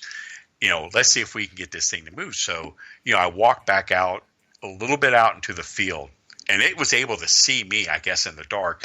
And I was probably went out 20 yards, and it went back in, and I came back, and then it came back out. And I said, man, this is nuts. I'm going out there. So I'm running. I ran across this field, and this thing literally sat there until I was probably about maybe 30 yards from it. And then I hear something. I'm not afraid. And here's this little 12-year-old kid running next to me, because he wanted to go see what it was. And like I said, we got it all on flare, and this thing stood up. And you can see the distance from where I am, where it is, and the size. I mean, this thing was massive. It was most likely a Bigfoot. And it went into the tree line. So that's the type of person I am. If I'm going to get killed by Dogman, it's a good death. It's a good death, and we're going to have it on film. Excellent. So Excellent. that's how I am. I got a question from Cynthia, who is asking, a few months ago, there was a case of a young boy, or a young child, pardon me, in Kentucky that was killed allegedly by coyotes. Do you have any information on this? And do you suspect it was maybe a dogman? Well, here's the thing. We did the investigation. We had a team go down there. And what was going on, the people weren't talking. Nobody was talking. So what the story came out was that there's a dog fighting ring that took place down there. And this kid's dog was one of the dogs that was, part of the fighting ring. So the dog got out and attacked the kid. Well, that might be so, okay, but it doesn't make sense because whatever this thing was, this dog could not have dragged this kid 400 yards or 400 feet up a hill, okay, and feed on him. It doesn't make sense. The dog would have sat there and fed on him where he killed him at, which would have been outside of, the kennel. So that's the story. The official story is that the dog was a dog that fought. He went to go check on the dog, let the dog out. The dog attacked him and killed him. But like I said, things just didn't make, because the people in the community are not talking. They will not talk about what happened. And the fact that the story about a dog fighting ring just does not make sense. The people in the community knows it doesn't make sense because there's something there. They've said there's something there that's stalking the community, and it's a dog man. So that's the official story. Yeah. Are there any clues that are leading to that conclusion? That it's a dog man? Yeah. Other than the multiple witnesses in the area, the fact that I'm trying to think. There was something. The autopsy. The medical doctor said it was definitely some type of a canine. It was not a domestic dog because of the size of the bites. That was one thing I think that came out, and then the coroner ended up changing the story, which is not typical or untypical for a case like that to happen, where they would change it. But like I said, the people in the community, they know what's there. They're not buying that it was a dog fighting ring going on, because hell no, if you live in a town or a small little community like that, excuse me, and you're saying it's a dog fighting ring going on, you would know. And these people had no idea that that's what was allegedly going on. That's real interesting. Yeah. Real interesting in regards to that.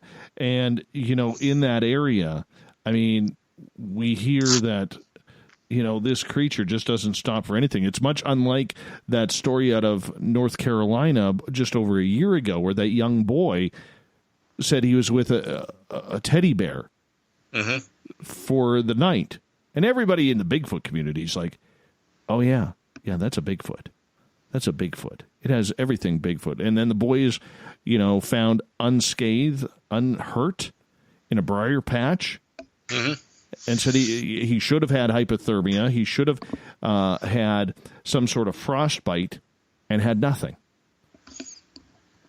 Yeah, exactly. I mean, the thing of it is that, that he looked at this Bigfoot as a bear, because someone that, that's the only way he would be able to describe what it is, because he probably never seen a gorilla before or a orangutan or something like that. So he would not have described it as that. But whatever it was, yeah, that's a strange story. That's like the second one that has actually happened. The first story I believe was a few years ago, and it was a little girl that was out there. And it was a very similar incident. But like I said, this kid was in his diaper and shirt, a T-shirt. There's no way he would have survived on his own. I mean, with the predators out there. Oh, you got that right. All right, let's move on here because we only have about 3 minutes here before we got to go to break at the top of the hour. Joedy Cook is our guest tonight. And next question comes from Chocobo, who is asking, are dogmen reported in all climates and regions? Yes. Except for like Antarctica and Greenland. We're the only two places in Hawaii. There's only two places that we have not had reports. We have had reports in Africa. We've got reports in India, Pakistan, most of the Asian countries, Australia, New Guinea, everywhere. Even Mexico, South America. You know, we've got. I mean, we have chapters in just about every continent. We have 900 members and researchers, and we get stuff from all around the world from our different teams. All right, let's fit in another question here. Corey is asking, are the female dog persons, dogman? I don't know. All of a sudden I'm wondering, what do I call this? Are the female dogmen typically more aggressive? And the reports that we've received, majority of them, you couldn't tell if it's male or female, but the ones that were always noted as females have always been the most aggressive. And actually, in the three stories that we have where they're multiples, it's always been the female that's been the alpha. And I think that's normal along wolves also, where the female is the alpha. I think it's for every married man too. Every married man, yeah, the female's the alpha. Exactly. Yeah. Exactly. All right, we got about 40 seconds. Let's try and get in one more question here from Jeannie, who is asking, are there dogmen in upstate New York area like Dutchess County, Ulster, Strattsburg? Yep, we actually have a New York chapter. That New York and New Jersey, there's a lot of stuff going on in those areas, and you wouldn't think, in those particular areas, you wouldn't think you would have stuff going on. But yeah, we've got stuff. We have a map. If you go to our website, www.NorthAmericanDogmanProject.com, if you go into the encounters page, you bring up a map. It will bring up all the sightings in the United States and Canada. And you can also, off to the side, you can also read the sighting for that particular state. So yeah, you can find them on there. Yeah. All right, Joedy, sit tight. We're going to ask more questions from our audience and whatever else we could fit in. We got Joedy Cook for another half an hour. Then we get to the SOR Newswire and the Thought of the Dave. Hour 3 of Spaced Out Radio coming up next.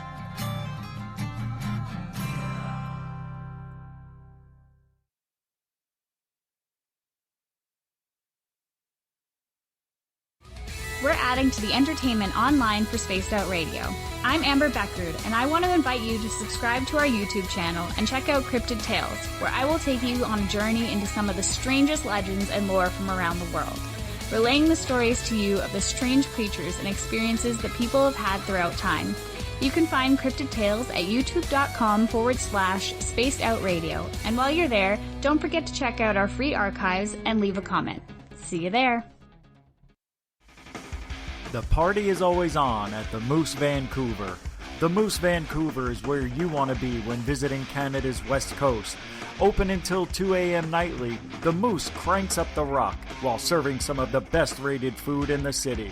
The menu starts at $6.95. Why party anywhere else in Vancouver when the Moose is right there? Get your horns up and rock with the Moose, the official party bar of Spaced Out Radio.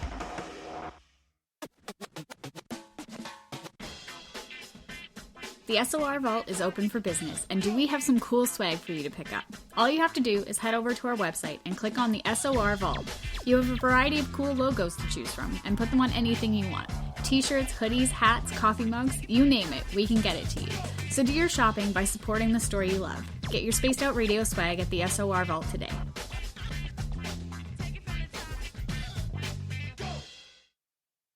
Hey, space travelers, this is John Resig, founder of the Chive and Chive Charities. If you know anything about our website, you know we like to do things a little differently. We're not some faceless organization collecting money for a nebulous cause. Our donor dollars go directly toward life-improving items. Then we give those items directly to an underdog who needs it most. To become a donor with Spaced Out Radio's official charity, Chive Charities, just go to chivecharities.org/donate.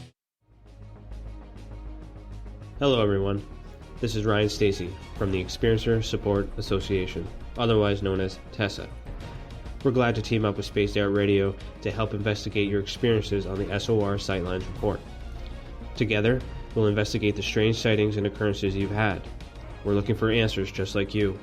So fill out a Sightlines report on the Spaced Out Radio website and let's figure out what's going on together.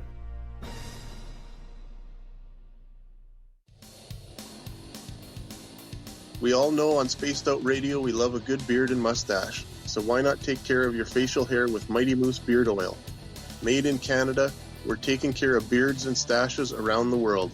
We use 100% natural ingredients with our oils and balms to make your whiskers feel silky smooth. Use promo code SOR2019 at MightyMooseBeard.com today.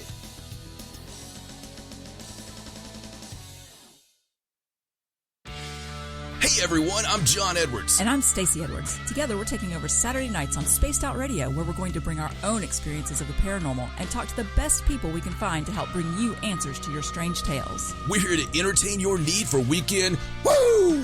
So tune us in at spacedoutradio.com starting at 9:06 Pacific, 12:06 a.m. Eastern, where we can all get a little spooky together. Spaced Out Saturday nights right here at spacedoutradio.com. Hello, this is your guitar man, Ron Bumblefoot Thal, and I have to tell you, I love the response I get for Little Brother is Watching from Spaced Out Radio fans. It's amazing how music can inspire and make people think deeper about what's going on in the supernatural world. You can head over to my website, bumblefoot.com, to check out my music, my guitar workshops, my touring, even check out some of the hot sauces that I'm working on. And make sure you keep on listening, because with Spaced Out Radio, you know Little Brother is watching. Hi there, this is the paranormal lawyer Michael W. Hall. I'd like to invite you to listen in each Sunday night, where we're going to open up your eyes to everything strange and paranormal. I will be hosting some great guests with topics that affect us all, such as UFOs, ghosts, and everything paranormal. Let's learn together on Spaced Out Radio Sunday with myself, Michael W. Hall, the paranormal lawyer at spacedoutradio.com. For the price of 1 cup of coffee a month, you can become an SOR Space Traveler. The Space Travelers Club is a place where you can interact with other listeners, either live during the show or on our great forum. We want your stories, pictures, comments, and ideas. You'll get live video streams, exclusive content, and be a part of our newsletter. Stay in touch with everything SOR. The Space Travelers Club is just $5 a month at spacedoutradio.com.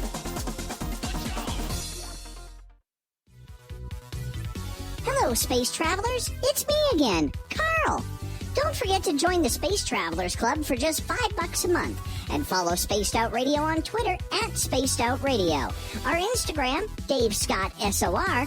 Our Facebook page is Spaced Out Radio Show. Our archives are free at youtube.com/Spaced Out Radio. Come woo it up with Spaced Out Radio today. Bye! We are scouring the world for the most intriguing stories of your day. Take the time to read up on the SOR Newswire, where our team, led by Captain Shirk, will deliver to you some of the best paranormal and supernatural news, along with some stories that will blow your mind from the weird to the wacky. It's the news outside the news that piques interest, and that's what we're looking to deliver to you. The SOR Newswire, only at spacedoutradio.com. I'm feeling a little spicy tonight. What to do? What to do? Why not get Bumblefuck? 4 million Scoville units of pure hard rock. Bumblefoot hot sauces come in 3 flavors. The burning Bumble. Tone it down a bit with Bumblicious and throw the sauce on everything. Spice it up. Bumble me, baby. Bumblefoot hot sauce. Get it today at kajans.com. So, you love talk radio? Then you'll love TalkStreamLive.com. TalkStream Live is always on, 24/7, with the best streaming talk shows. Find your favorite talkers and discover some new ones. It's free, readily available online or on mobile with any smartphone or tablet. Finding your favorite talk shows all in one place has gotten a whole lot easier. Just go to TalkStreamLive.com. Be sure to download the free apps from Google Play or the iTunes App Store. Looking for creative ways to get your company out in the public? How about advertising on Spaced Out Radio? Our sales department is waiting to hear from you, and we can work around any budget. From commercial spots to banners to special promotions, there are many opportunities to get your name and product out to our SOR listeners. For a price guide and more information, please contact us at sales@spacedoutradio.com. Would you like to connect with us? Head to spacedoutradio.com for all your latest show info. Now, back to Dave Scott and SOR. Welcome back to the third and final hour of Spaced Out Radio. Tonight, this show is flying on by. I am your host, Dave Scott. Thank you so much for joining us. We want to say hello to everyone listening in on our terrestrial affiliates across North America and on TalkStream Live and Revolution Radio on the digital side. Remember, you can check out all of our archives for free at youtube.com/Spaced Out Radio. Just do old Davey the favor, hit that subscribe button. The Desert Clam has set the password for tonight in the SOR Space Travelers Club. Galuptious. Galuptious is your password. Use it wisely, Space Travelers, as the Clam sets the password each and every night right here on Spaced Out Radio. Our website is spacedoutradio.com. Captain Shirk has you all up to date on the SOR Newswire. You can rock out to Bumblefoot and a plethora of more features for you. Don't forget to follow us on Twitter at Spaced Out Radio for the show and my personal handle at Dave Scott, SOR. All right, we got Joedy Cook for another half hour here on Spaced Out Radio. We're talking Dogman all night. He is the creator of the North American Dogman Research Group. And Joedy, we're going to continue with some audience questions here. Let's start with Joe. Have all the Bigfoot on the West Coast killed all the Dogmen west of the Rockies yet? No. I think it's the other way around because what we're finding out, like in the Four Corners area and the Pacific Northwest, the Bigfoot sightings have gone down. Dogman sightings have gone up. And I don't know if it's the Dogman that are pushing the Bigfoot out of the area or they're killing the Bigfoot or what. One particular case we've been working on for quite some time is in Utah, where this small farming area, there's about 5 or 6 houses in this small little area where they have mostly ranches and stuff, and the people are able to see. The houses are far enough away, but they were able to see them. So they knew there was a Bigfoot in the area because everyone has seen it, but it never bothered the livestock, never bothered the homes, never bothered people. It was just basically traveling, and everybody would see it. It was just one of these natural things, And then they have livestock that's missing. Their pets are missing. Animals are being attacked. Okay, they know it's some type of predator, but they don't know what it is. And then they start seeing what is a Dogman.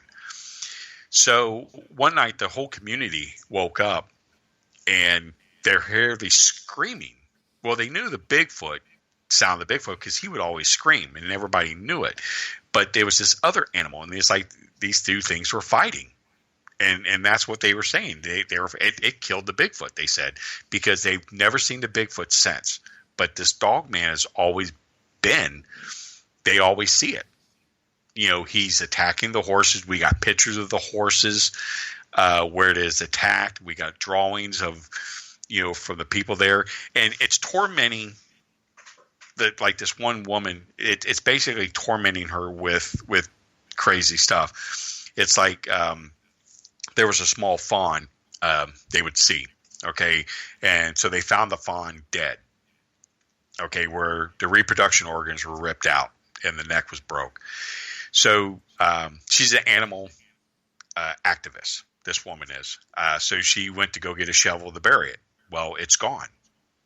Okay, so she goes and puts the shovel back, starts to walk down the trail, and it's laying there in the same trail, the same area. And it happened with her husband, where it would just play with them with this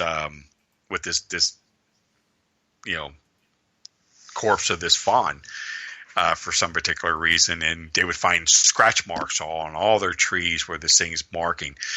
So yeah, I think that I think Bigfoot has it by strength, but I think if these things go after Bigfoot, it's more than one doing it.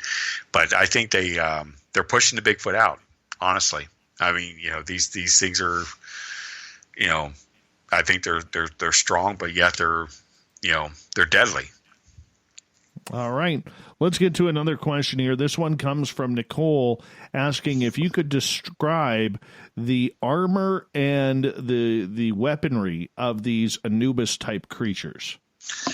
They basically describe the armor as it's like a spacesuit, and Halo is the best way to describe it. If you ever seen the show Halo, but the one thing they all said in common, and none of these people had any communication among themselves, is that the feet were bare, meaning that the paws were able to walk on the ground.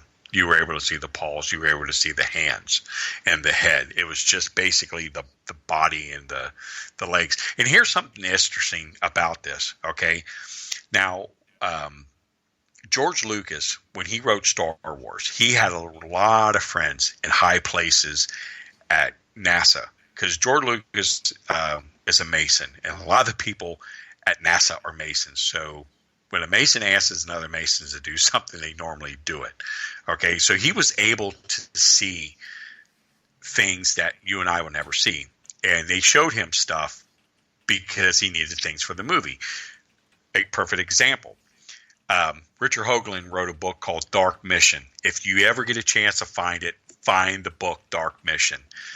One of the Apollo missions found a crater with a crash. Okay, and there was a head laying there of one of the occupants. Okay, which was probably some type of a droid, and the head is identical to CP3O's. I'm not kidding you. If you Google Richard Hoagland's Dark Mission, go to the image, you will see a color picture of it. It is that similar. And there's a picture of NASA of a crater with a ship in it, which looks like the Millennium Falcon. Okay. Now, when he did Star Wars, he had 2 werewolves that was in the bar scene. Okay, why would you put werewolves in there? Okay, in an alien setting, other than you might needed to throw a odd-looking alien in there. But if you ever find one of the books from the 70s and 80s that actually illustrated of the different characters that's in Star Wars, and I actually have pictures to back this up. The werewolf that's in the bar, okay, his drawing illustrating of who he is, he's wearing body armor. Okay, and I have one of the original drawings of him from Star Wars that was in a book, where this particular werewolf's wearing body armor. And I mean, it doesn't make any sense. Where did he get this from? Where did he get this from? Well, he got it from people in NASA that gave him stuff that he needed for the movie. And when you see it, you don't think about it. But now all this stuff is starting to come out. Like I said, when Richard Hoagland wrote the book, Dark Mission, and, he talks about it. There's this CP3O's head right there in the crater. And the astronaut goes in and gets it and brings it back to Earth. The ship that's in the crater that looks like the Millennium Falcon. It's strange. They're getting, there's truth to it. So I hope that answered the question. All right. Gary is wondering about if you know anything about Dave Leedy's encounter or Lady's encounter. Yeah, Dave's one of our members. He's one of our state reps. Yeah, Dave's case is very, very interesting. He's had other contact with Dogman. He actually one attacked their truck, and when they were out fishing, and they actually saw it, and they've got pictures of the tracks and everything, to that. But the one particular case, he was out camping with his wife. He had a trailer hooked to his truck. Something hit the trailer, and he went out to look. And now there was two of them, and the show he was on, Terror in the Woods, kind of didn't describe it too well of what actually happened. But basically, the one came out into the road in front of Dave, where he was able to see it. When it stood up, you heard like the popping. And what the popping is what we think is that these things have two separate set of joints for when it's on all fours compared to when it goes on legs. And that's what the popping sound is that you hear. And it let him physically see him as a whole on the road, because one was coming off to his side to get him. So it's kind of like a raptor, where they let you see the one and the other one comes and flanks you and you don't even see it. Well, the one Dave shot at point blank range was the one that was going to flank him off to his right. But the story on the TV show didn't tell it that way, but that's how the story actually happened. So he said he shot this thing point blank in the chest, and it didn't do anything. And one of the reasons why I believe it didn't do anything, I think that a dogman's chest, his sternum, is very thick and it's much wider, where it basically takes up the majority of the chest, where actually the rib cage itself is basically off to the side. Not so much in the front, but off to the side, because the sternum is a big, thick piece of bone that's able to take the pressure of a gunshot. And I think that's why it didn't do anything when Dave shot it. So that's a very interesting case. And like I said, Dave is the most honest person I've ever met. And he would not have made that story up. There was no reason why. Him and his wife, they're good, God-fearing people. He would never have made anything up like this. When he told the story, it was just unbelievable. And we've had other stories that match what he did, where they let you see them while the other one tries to flank you. So yeah, Bigfoot kind of does the same thing though. When they triangulate you in threes, you always hear the two, but you never hear or see the third one unless you move into that territory. Exactly. And that's the thing with the one young lady talked about, are they in packs or more than one? And, obviously I think they are more in packs, because you only see one, because that's a report that we're getting, but there are probably a lot more of them out there, because they're going to let you see them. And that's the thing I always tell people. If you see one, if it lets you see him, okay, you better be damn sure, look at your rear, look off to your side, because there's going to be one coming at you from there. If he's going to let you see him, they're coming in for a kill. That's right. Joedy Cook is our guest tonight on Spaced Out Radio. Nicole would like to know if there is any link between Dogman activity and lunar cycles. I'll be totally honest with you. I never looked into that. We basically go by, hours in the day when we do. We have graphs or pies that we have on our website, where through seasons, through time, military, law enforcement, civilian. That's a good idea. That might be something to definitely look into. Definitely have to look into that. That's a good one there. Never thought about that. Well, that's the thing. There's so many questions out there that aren't being asked. Yeah.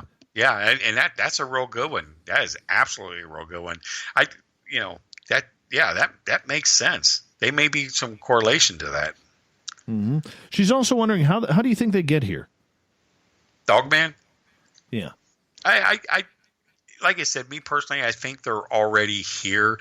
There's other theories, and one really good theory is like the hollow earth theory, where possibly that's where Bigfoot comes from, Dogman, the Mothman, some of these other cryptids. They're species that live underground. They come up. That's a possibility. But me personally, I just think it's a species that's already here. It's a canine species that somehow broke off the evolutionary tree and became something. It's kind of like Bigfoot. You have the main primates: gorilla, orangutan, chimpanzee, and human. We're a primate. It's just we are the smarter of the species. That's it. We're able to communicate. We can talk. We use tools. We evolved out all the species. Bigfoot probably broke off somewhere in that line. He's somewhere between human. He's somewhere between species. A gorilla or chimpanzee. Right. Because the Bigfoot that I saw was very human. His face was human. I am not kidding. His face was human, very human looking. With his nose, except for his eyes, but his facial features were human. I mean, he wasn't ape. I mean, he did have a massive jaw, but he was very human looking.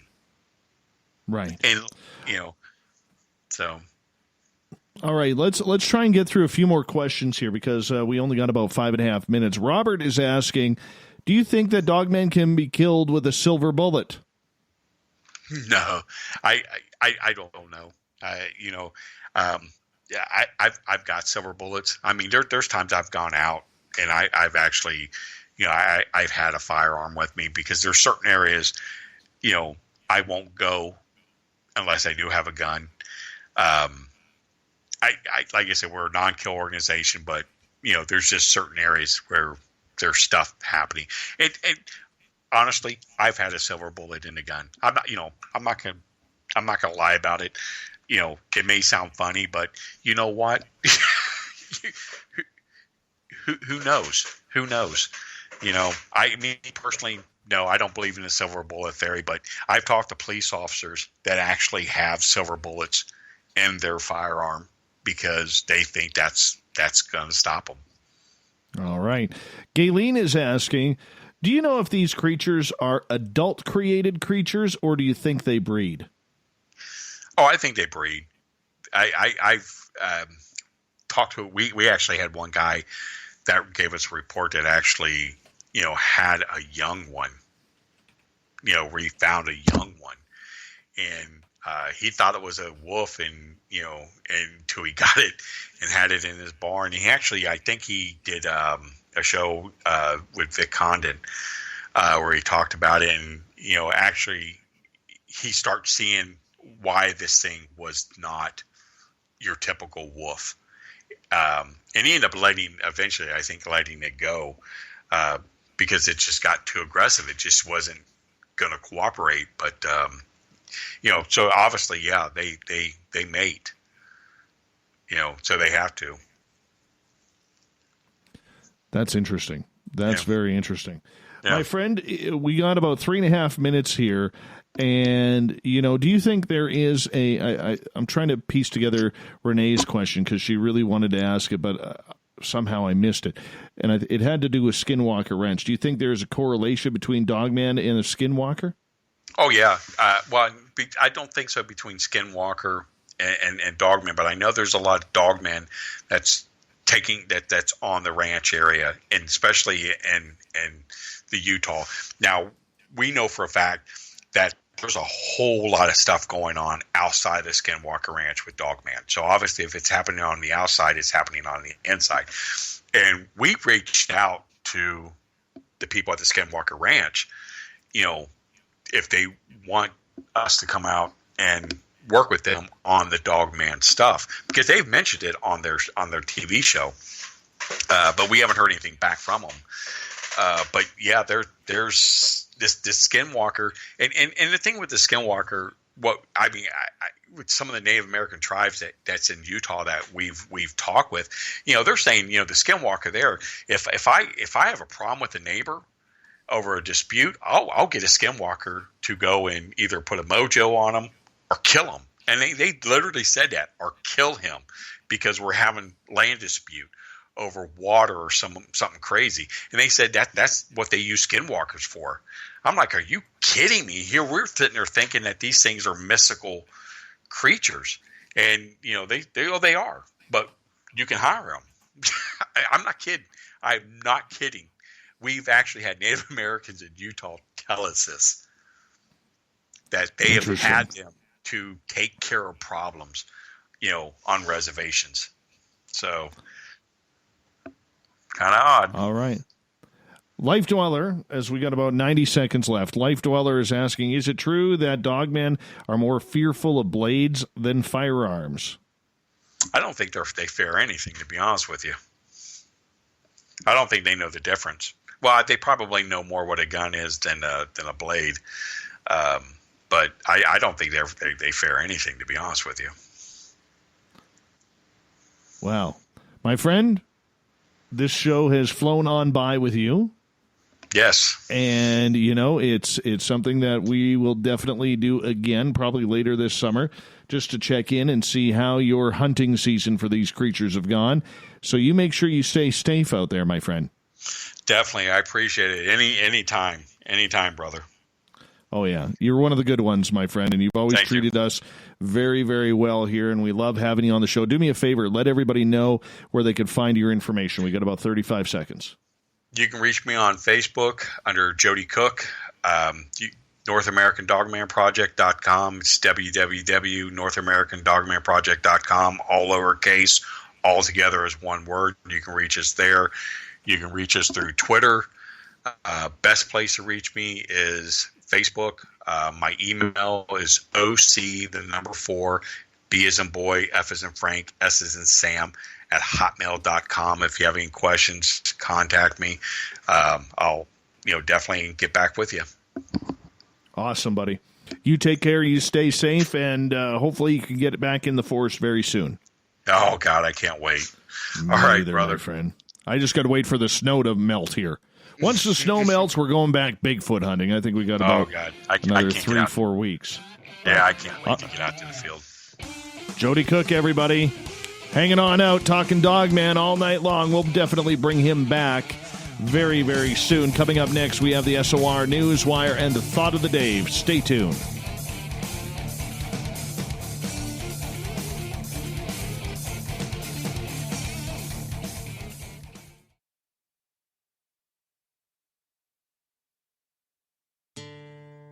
Hey, Spaced Out Radio fans! It's John Resig, founder of the Chive and Chive Charities. Our goal is to make the life of veterans, first responders, and those with rare medical conditions 10% happier. We do this by donating one grant item, ranging from dance to therapy programs to prosthetic limbs, to those who need it most. To contribute to Spaced Out Radio's official charity, head over to chivecharities.org and become a donor today. Cold drinks, great food, and the best music in Vancouver. The Moose Vancouver is the place to be, open until 2 a.m. nightly. Everything on the menu starts at just $6.95. Who serves food that cheap anymore? At the Moose, you'll never know who you'll run into. Rock stars, actors, athletes. It's the place everyone wants to be. So join us at the Moose Vancouver, the official party bar of Spaced Out Radio. Hey everybody, the SOR Space Travelers is open. For just $5 a month, you can hang out with Dave and our crew privately in our members-only section. With your signing, you'll receive newsletters on what's going on with Spaced Out Radio. You'll have direct contact with the host during the show in our chat, live streaming videos, and a great forum for your posts and more. Become a space traveler now at spacedoutradio.com.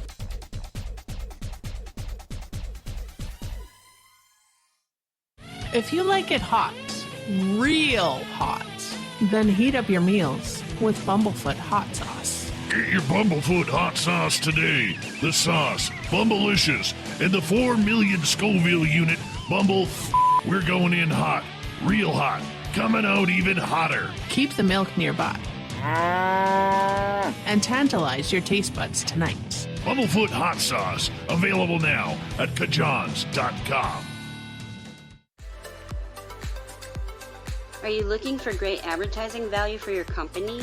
Look no further than Spaced Out Radio. We have a multitude of places to get your name out there, including commercial ads during the show, special promotions, and banners on our website. Our audience is proven to support the companies that support our show. We can make your budget work for you. So for more information, please contact us at sales@spacedoutradio.com. At spacedoutradio.com, we are keeping you up to date on all the news with the SOR Newswire. Captain Shirk leads the team that is bringing you the news of the day and exclusive stories on everything paranormal and supernatural. It's free to read, it's updated daily, and it's right there for you. The SOR Newswire is a one-stop shop for the news of the day. Check it out at spacedoutradio.com today. Hi there, this is the paranormal lawyer Michael W. Hall. I'd like to invite you to listen in each Sunday night where we're going to open up your eyes to everything strange and paranormal. I will be hosting some great guests with topics that affect us all, such as UFOs, ghosts, and everything paranormal. Let's learn together on Spaced Out Radio Sunday with myself, Michael W. Hall, the paranormal lawyer at spacedoutradio.com. Hello, this is your guitar man, Ron Bumblefoot Thal, and I have to tell you, I love the response I get for Little Brother is Watching from Spaced Out Radio fans. It's amazing how music can inspire and make people think deeper about what's going on in the supernatural world. You can head over to my website, bumblefoot.com, to check out my music, my guitar workshops, my touring, even check out some of the hot sauces that I'm working on. And make sure you keep on listening, because with Spaced Out Radio, you know Little Brother is watching. Hello, Space Travelers. It's me again, Carl. Don't forget to join the Space Travelers Club for just $5 a month and follow Spaced Out Radio on Twitter at Spaced Out Radio. Our Instagram, Dave Scott SOR. Our Facebook page is Spaced Out Radio Show. Our archives are free at youtube.com/Spaced Out Radio. Come woo it up with Spaced Out Radio today. Bye!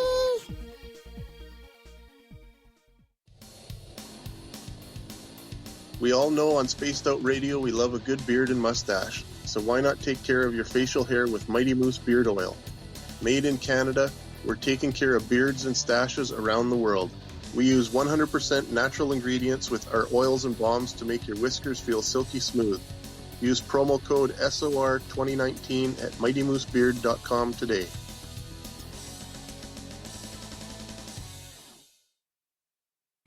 We're adding to the entertainment online for Spaced Out Radio. I'm Amber Beckrud, and I want to invite you to subscribe to our YouTube channel and check out Cryptid Tales, where I will take you on a journey into some of the strangest legends and lore from around the world, relaying the stories to you of the strange creatures and experiences that people have had throughout time. You can find Cryptid Tales at youtube.com/Spaced Out Radio. And while you're there, don't forget to check out our free archives and leave a comment. See you there. You wanted new SOR gear, and now you can have it. The SOR Vault is fully stocked with t-shirts, hats, hoodies, mugs, and everything in between, with great logos for you to choose from. So head on over to spacedoutradio.com, click on the SOR Vault, and go shopping. Pricing is quite affordable, and you can look good representing your favorite show. So go to our website and pick up your new SOR wear at the SOR Vault today.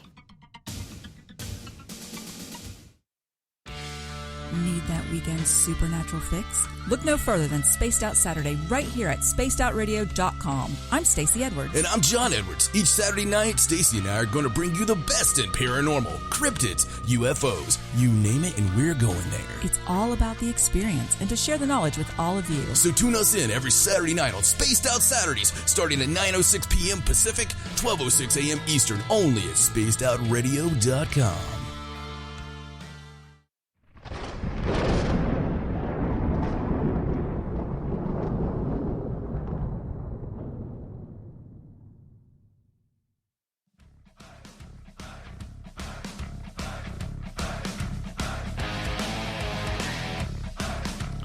We've rounded third. We're heading for home tonight on Spaced Out Radio.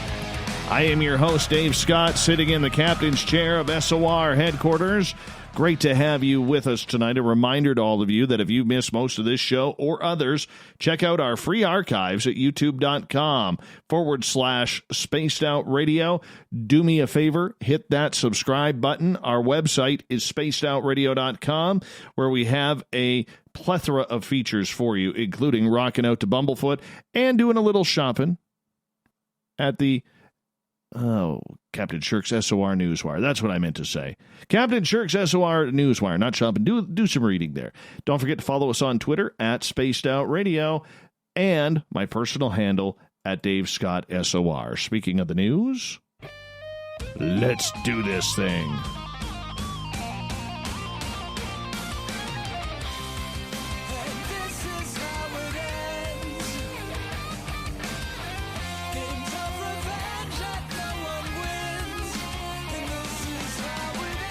The news is always changing. That's the reason why we bring you the SOR Newswire at the back end of every show, where we get to the weird, the strange, the wacky, and the sometimes absolutely tragic. You know, Canada is in mourning right now, if you haven't heard, after this past weekend, a gunman disguised as a police officer shot and has killed 18 people. He is dead as well. This happened in the eastern province of Nova Scotia, which was very, very close by. One of our great listeners, Goddess Michelle, who's on Twitter. And, you know, this was right in her area. Police officer was among those killed. Several bodies were found inside and outside one home in a small rural town of Portapique, about 60 miles or 100 kilometers north of Halifax. What police called the scene, the first scene, bodies were also found on other locations. The assault began late Saturday, and authorities believe the shooter may have targeted his first victims, but then began attacking randomly. Overnight, police began advising residents of the town already on lockdown because of the pandemic to lock their doors and stay in their basements. Several homes in the area were all set on fire as well. Police identified the man believed to be the shooter as 51-year-old Gabriel Wortman, who was thought to live part-time in Portapique. Authorities said he wore a police uniform at one point and made his car look like a Royal Canadian Mounted Police cruiser. Police first announced that they had arrested Wortman at a gas station in Enfield outside of Halifax, but later said he had died. It was not clear how, and they did not explain further. This is one of the most senseless acts of violence in our province's history, said Nova Scotia Premier Stephen McNeil. RCMP spokesperson Daniel Bryan confirmed that 16 people up to the date, which has now been changed to 18, had been killed in addition to the suspect. The dead officer was identified as Constable Heidi Stevenson, a mother of two and a 23-year veteran of the force. Another officer was also injured. Mass shootings are relatively rare in Canada. The country overhauled its gun control laws after Marc Lepine killed 14 women and himself at Montreal's École Polytechnique College in 1989. Before this weekend's rampage, that had been the country's worst mass shooting. It is now illegal to possess an unregistered handgun or any kind of rapid-fire weapon in Canada. The country also requires training, a personal risk assessment, 2 references, spousal notification, and criminal record checks to purchase any weapon. Jose Canseco is making his name again, this time not in baseball, but in the Bigfoot and alien realm. Yes, the man who outed steroid use in Major League Baseball says, "Can Bigfoot or aliens get coronavirus? I need to know because I have had contact with them." Yeah.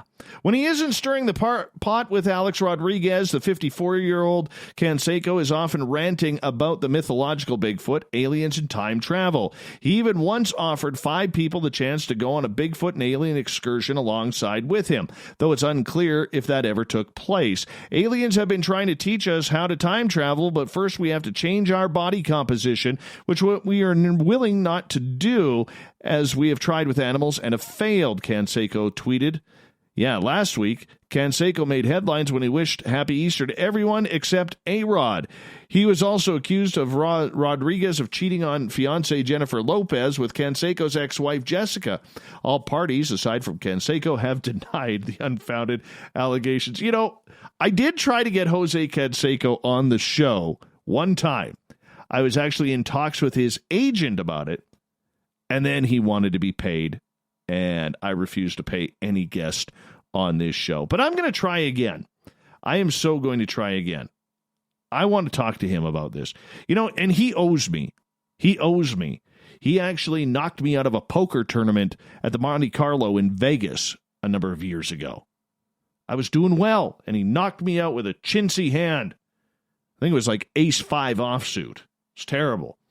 Hey, a local television reporter, if you haven't seen this, from California, accidentally filmed her husband naked in the shower while filming a report from the bathroom of her home.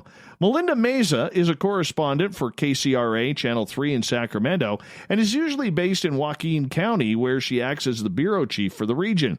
However, a lockdown due to coronavirus across the Golden State means most roving reporters are having to broadcast their segments directly from home. Well, this one turned out a little bit naughty.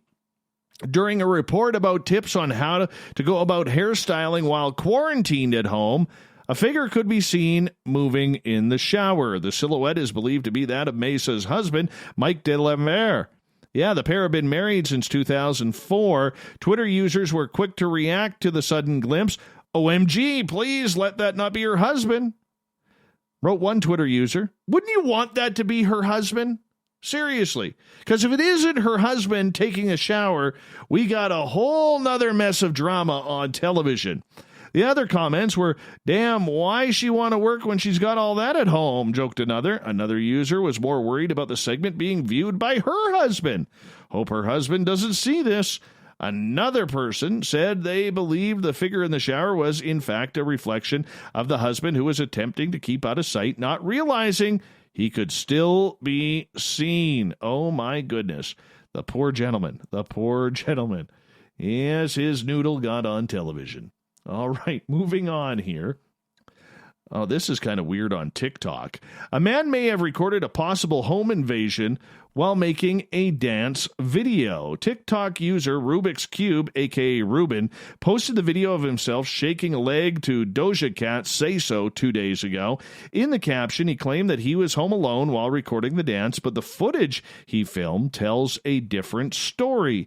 The video shows him dancing alone that has gone viral on social media, but not for his great moves. Instead, viewers notice something suspicious in the background that has left many stunned. In the video, something appears near the stairwell in the background for a split second before disappearing again. Some viewers described it as a head poking around the corner, while others said it looked like a monkey. Since being posted online, the video has been viewed 1.8 million times. A follow-up video where the TikTok user reacted to the footage has racked up more than 6 million views. In the comment section, thousands debated whether the figure was a ghost, a home intruder, an animal, or if the whole thing was even real. What the heck was that on the stairs? Asked one person in the comments. The amount of anxiety I have from this video that someone literally is poking their head looking at you, said another. The basement is haunted, Rue, said another. However, not everyone was convinced that the TikTok user was really home alone and could have recorded an intruder. Some also accused him of staging the video. So staged. The fact that he put home alone in the caption, wrote one TikTok user. He definitely planned this, another remarked. Yes. I have to see the video in order to check it on out. I'm curious now. A North Carolina farm is offering to spice up some Zoom meetings during the pandemic by renting out animals, including a miniature donkey, to participate in teleconferences. Francie and Mark Dunlap, owners of Peas and Peace Farm in Indian Trail, said customers are being given the option to have Mambo, an 8-year-old mini donkey, dial into their Zoom conference calls for the price of $50. The Dunlaps say the customers can also choose from a variety of other animal interlopers for their meeting, including horses, chickens, and ducks. I think it would get some laughs, Francie says. The animal would make an appearance for the first 5 or 10 minutes so they could actually get along with their meeting. Dunlap set up a website specifically for Zoom meeting bookings and said not all inquiries have come from office pranksters. Some customers want to meet the animals virtually for educational purposes, and others just want to enjoy a virtual farm experience. That's a great idea. Good for them. Good for them. Hundreds of Miami residents were seen flocking to the shoreline this past weekend to soak up the spring sunshine, milling around on bikes, boats, and even bathing on the sand despite beach closures and strict stay-at-home orders. Temperatures in the Florida city rose between a sweltering 80 degrees. Oh, and here I'm in shorts and a T-shirt at 66 degrees today. And with the scorching sunshine, any awareness of COVID-19 induced lockdowns imposed by the state government seemed to melt away with it. Dozens of maskless and gloveless locals were seen rollerblading, walking, or cycling in groups along a pathway by the edge of Miami Beach, which had been closed to the public since mid-March, while the main stretch of the beach remained unencroached. On a rockier patch at the foot of a woodland opening was seized upon by dozens of sunbathers wielding camping chairs and drinking coolers. Oh, the sin of it all. Absolute sin of it all. Anyhow, other revelers were spotted lounging on their boats in the harbor, riding on jet skis, even kayaking in the azure waters. All right, yeah, there's sharks in there. Dave isn't going to go kayaking anywhere. As of Sunday evening, Florida has suffered 25,996 confirmed corona cases and has recorded 764 deaths. Despite recording its highest single-day increase in confirmed cases this past weekend, Florida Governor Ron DeSantis gave the green light for some beaches and parks to reopen if they could so safely. Miami Beach, however, was not included in the motion. The city's mayor, Carlos Jimenez, said that while he is closing in on a plan to allow parks, marinas, and golf courses to reopen, beaches will have to wait. Says, I've seen a lot of buzz on social media from people who think beaches in Miami-Dade County are opening up. Said Mayor Jimenez, this is not the case, although we are consulting with medical experts on the future of opening public places. There is no current timeline for opening the beaches. And here we go. There's something in the air today, maybe you have noticed. April 20th, otherwise known as 420, otherwise known as Weed Celebration Day. In some circles, because the date corresponds with a numerical code for marijuana. Yes, it seems arbitrary, so how did the number 420 come to represent smoking pot? First, let's get to the myths and rumors. Some claim the number is drawn from the California criminal codes used to punish the use or distribution of the hippie lettuce. But the state's 420 code actually applies to obstructing entry on public land, so not quite, still a rumor. The legend of a police radio code, neither LAPD or NYPD even have a code of 420. San Francisco police have one, but it's for juvenile disturbance, so never mind that theory. There's a legend of a Bob Dylan song, Rainy Day Woman, number 12 and 35, and its lyrics, everybody must get stoned.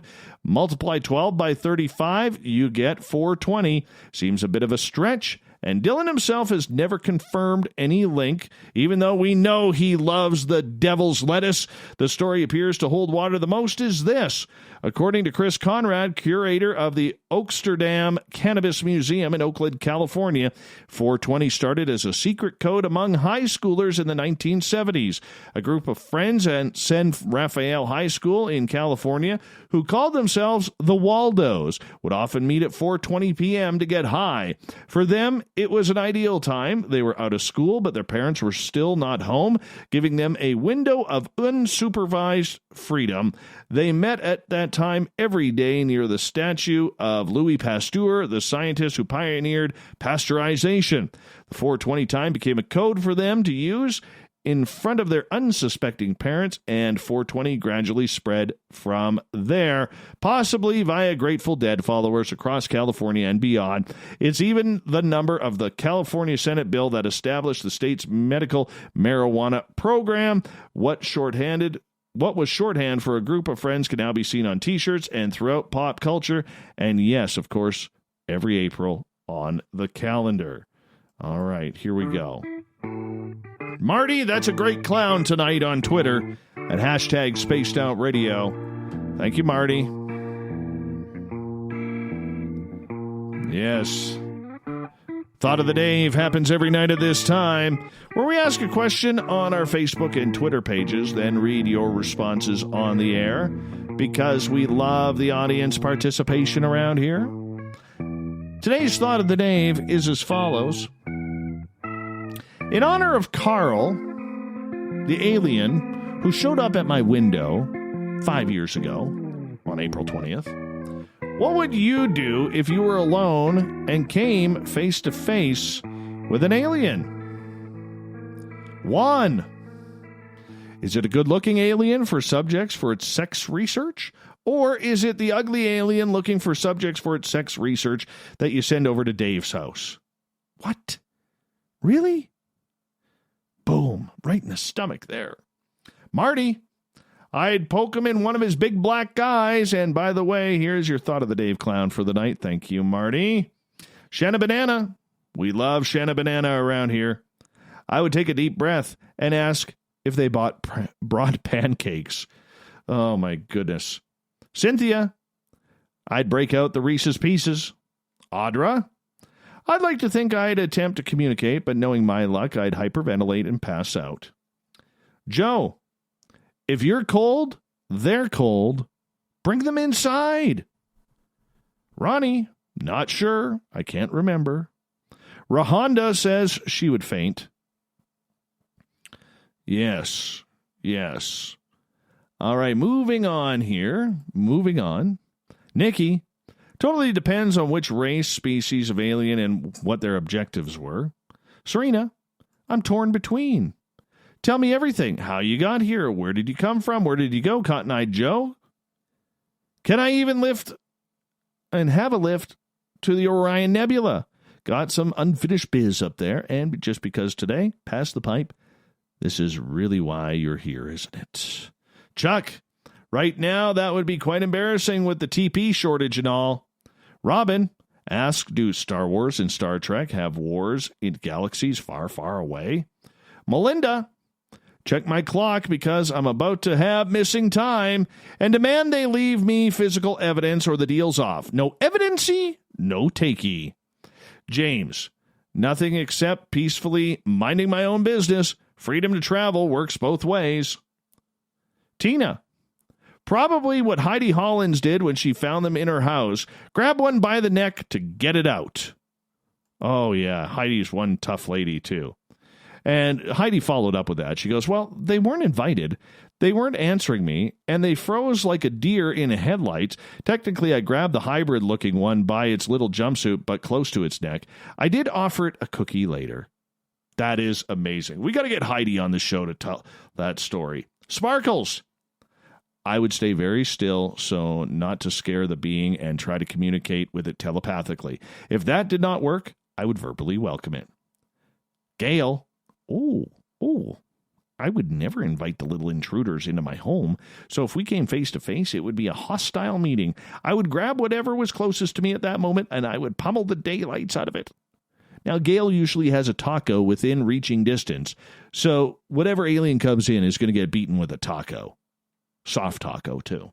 Kelly, at this point, I'd ask if he wanted a beer or just to take me for a ride to get me out of this house. Nicole, maybe ask him to help you remember more of your time spent with him and how to access the information he's already given you. And like Melinda said, some physical evidence would be nice too. Then take a ride. Buddy, soft cuddly alien or acid blood alien? Be specific, Dave. Gil, ask what they want. Cable guy Matt, he just wants a picture. Terry, take a selfie and try to communicate with it. Tim, probe him before he probes me. No foreplay either. I'll bring the gel. We don't need no stinking foreplay around here. Oh, that's bad. Michael, I would rebuke him in the name of Jesus and then send you to Dave. Oh, thank you. Like I need more aliens. Shauna, beg them not to hurt me, then share a nice pot of tea and a joint while asking a million questions, then finally asking them to heal my body and soul. If they have the technology, and get them to take me for a zoom around in their craft. Jennifer gets one of the second final word. She goes, I would die. And the final word goes to Mr. Alan Greenfield. Make buckwheat pancakes. If they're good enough for Joe Simonton's visitors, they're good enough for mine. Oh, yes. Oh, yes. That is awesome. Thank you to everybody participating in the Thought of the Day. We will do it all again tomorrow. And thank you to everyone for playing along on Twitter at #SpacedOutRadio and on my Facebook page. That's where you can find the Thought of the Day.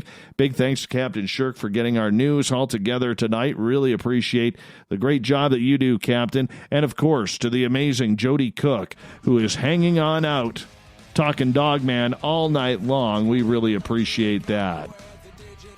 We got Mr. Ron Bumblefoot Thaw rocking in the background with Little Brother is Watching. Bumblefoot is the official music of Spaced Out Radio, rocking us in and out of every single show. Get your horns up for the guitar god himself. Special thanks to everybody listening in at home, at work, in your cars, wherever you may be. Thank you to everyone participating in our chat rooms on Spreaker, YouTube, LGAB, Revolution Radio, Facebook, the SOR Space Travelers Club on our website, and to all the snarkers and snarkettes on Twitter at #SpacedOutRadio.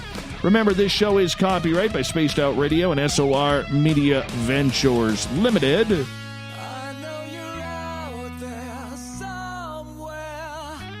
Thank you so much for taking the time to hang out with us, sharing your evening with us, because together, my friends, stay in line, don't make a mistake. We're watching. We own the night, Mr. Bumblefoot. We need a favor. We need you to take us home.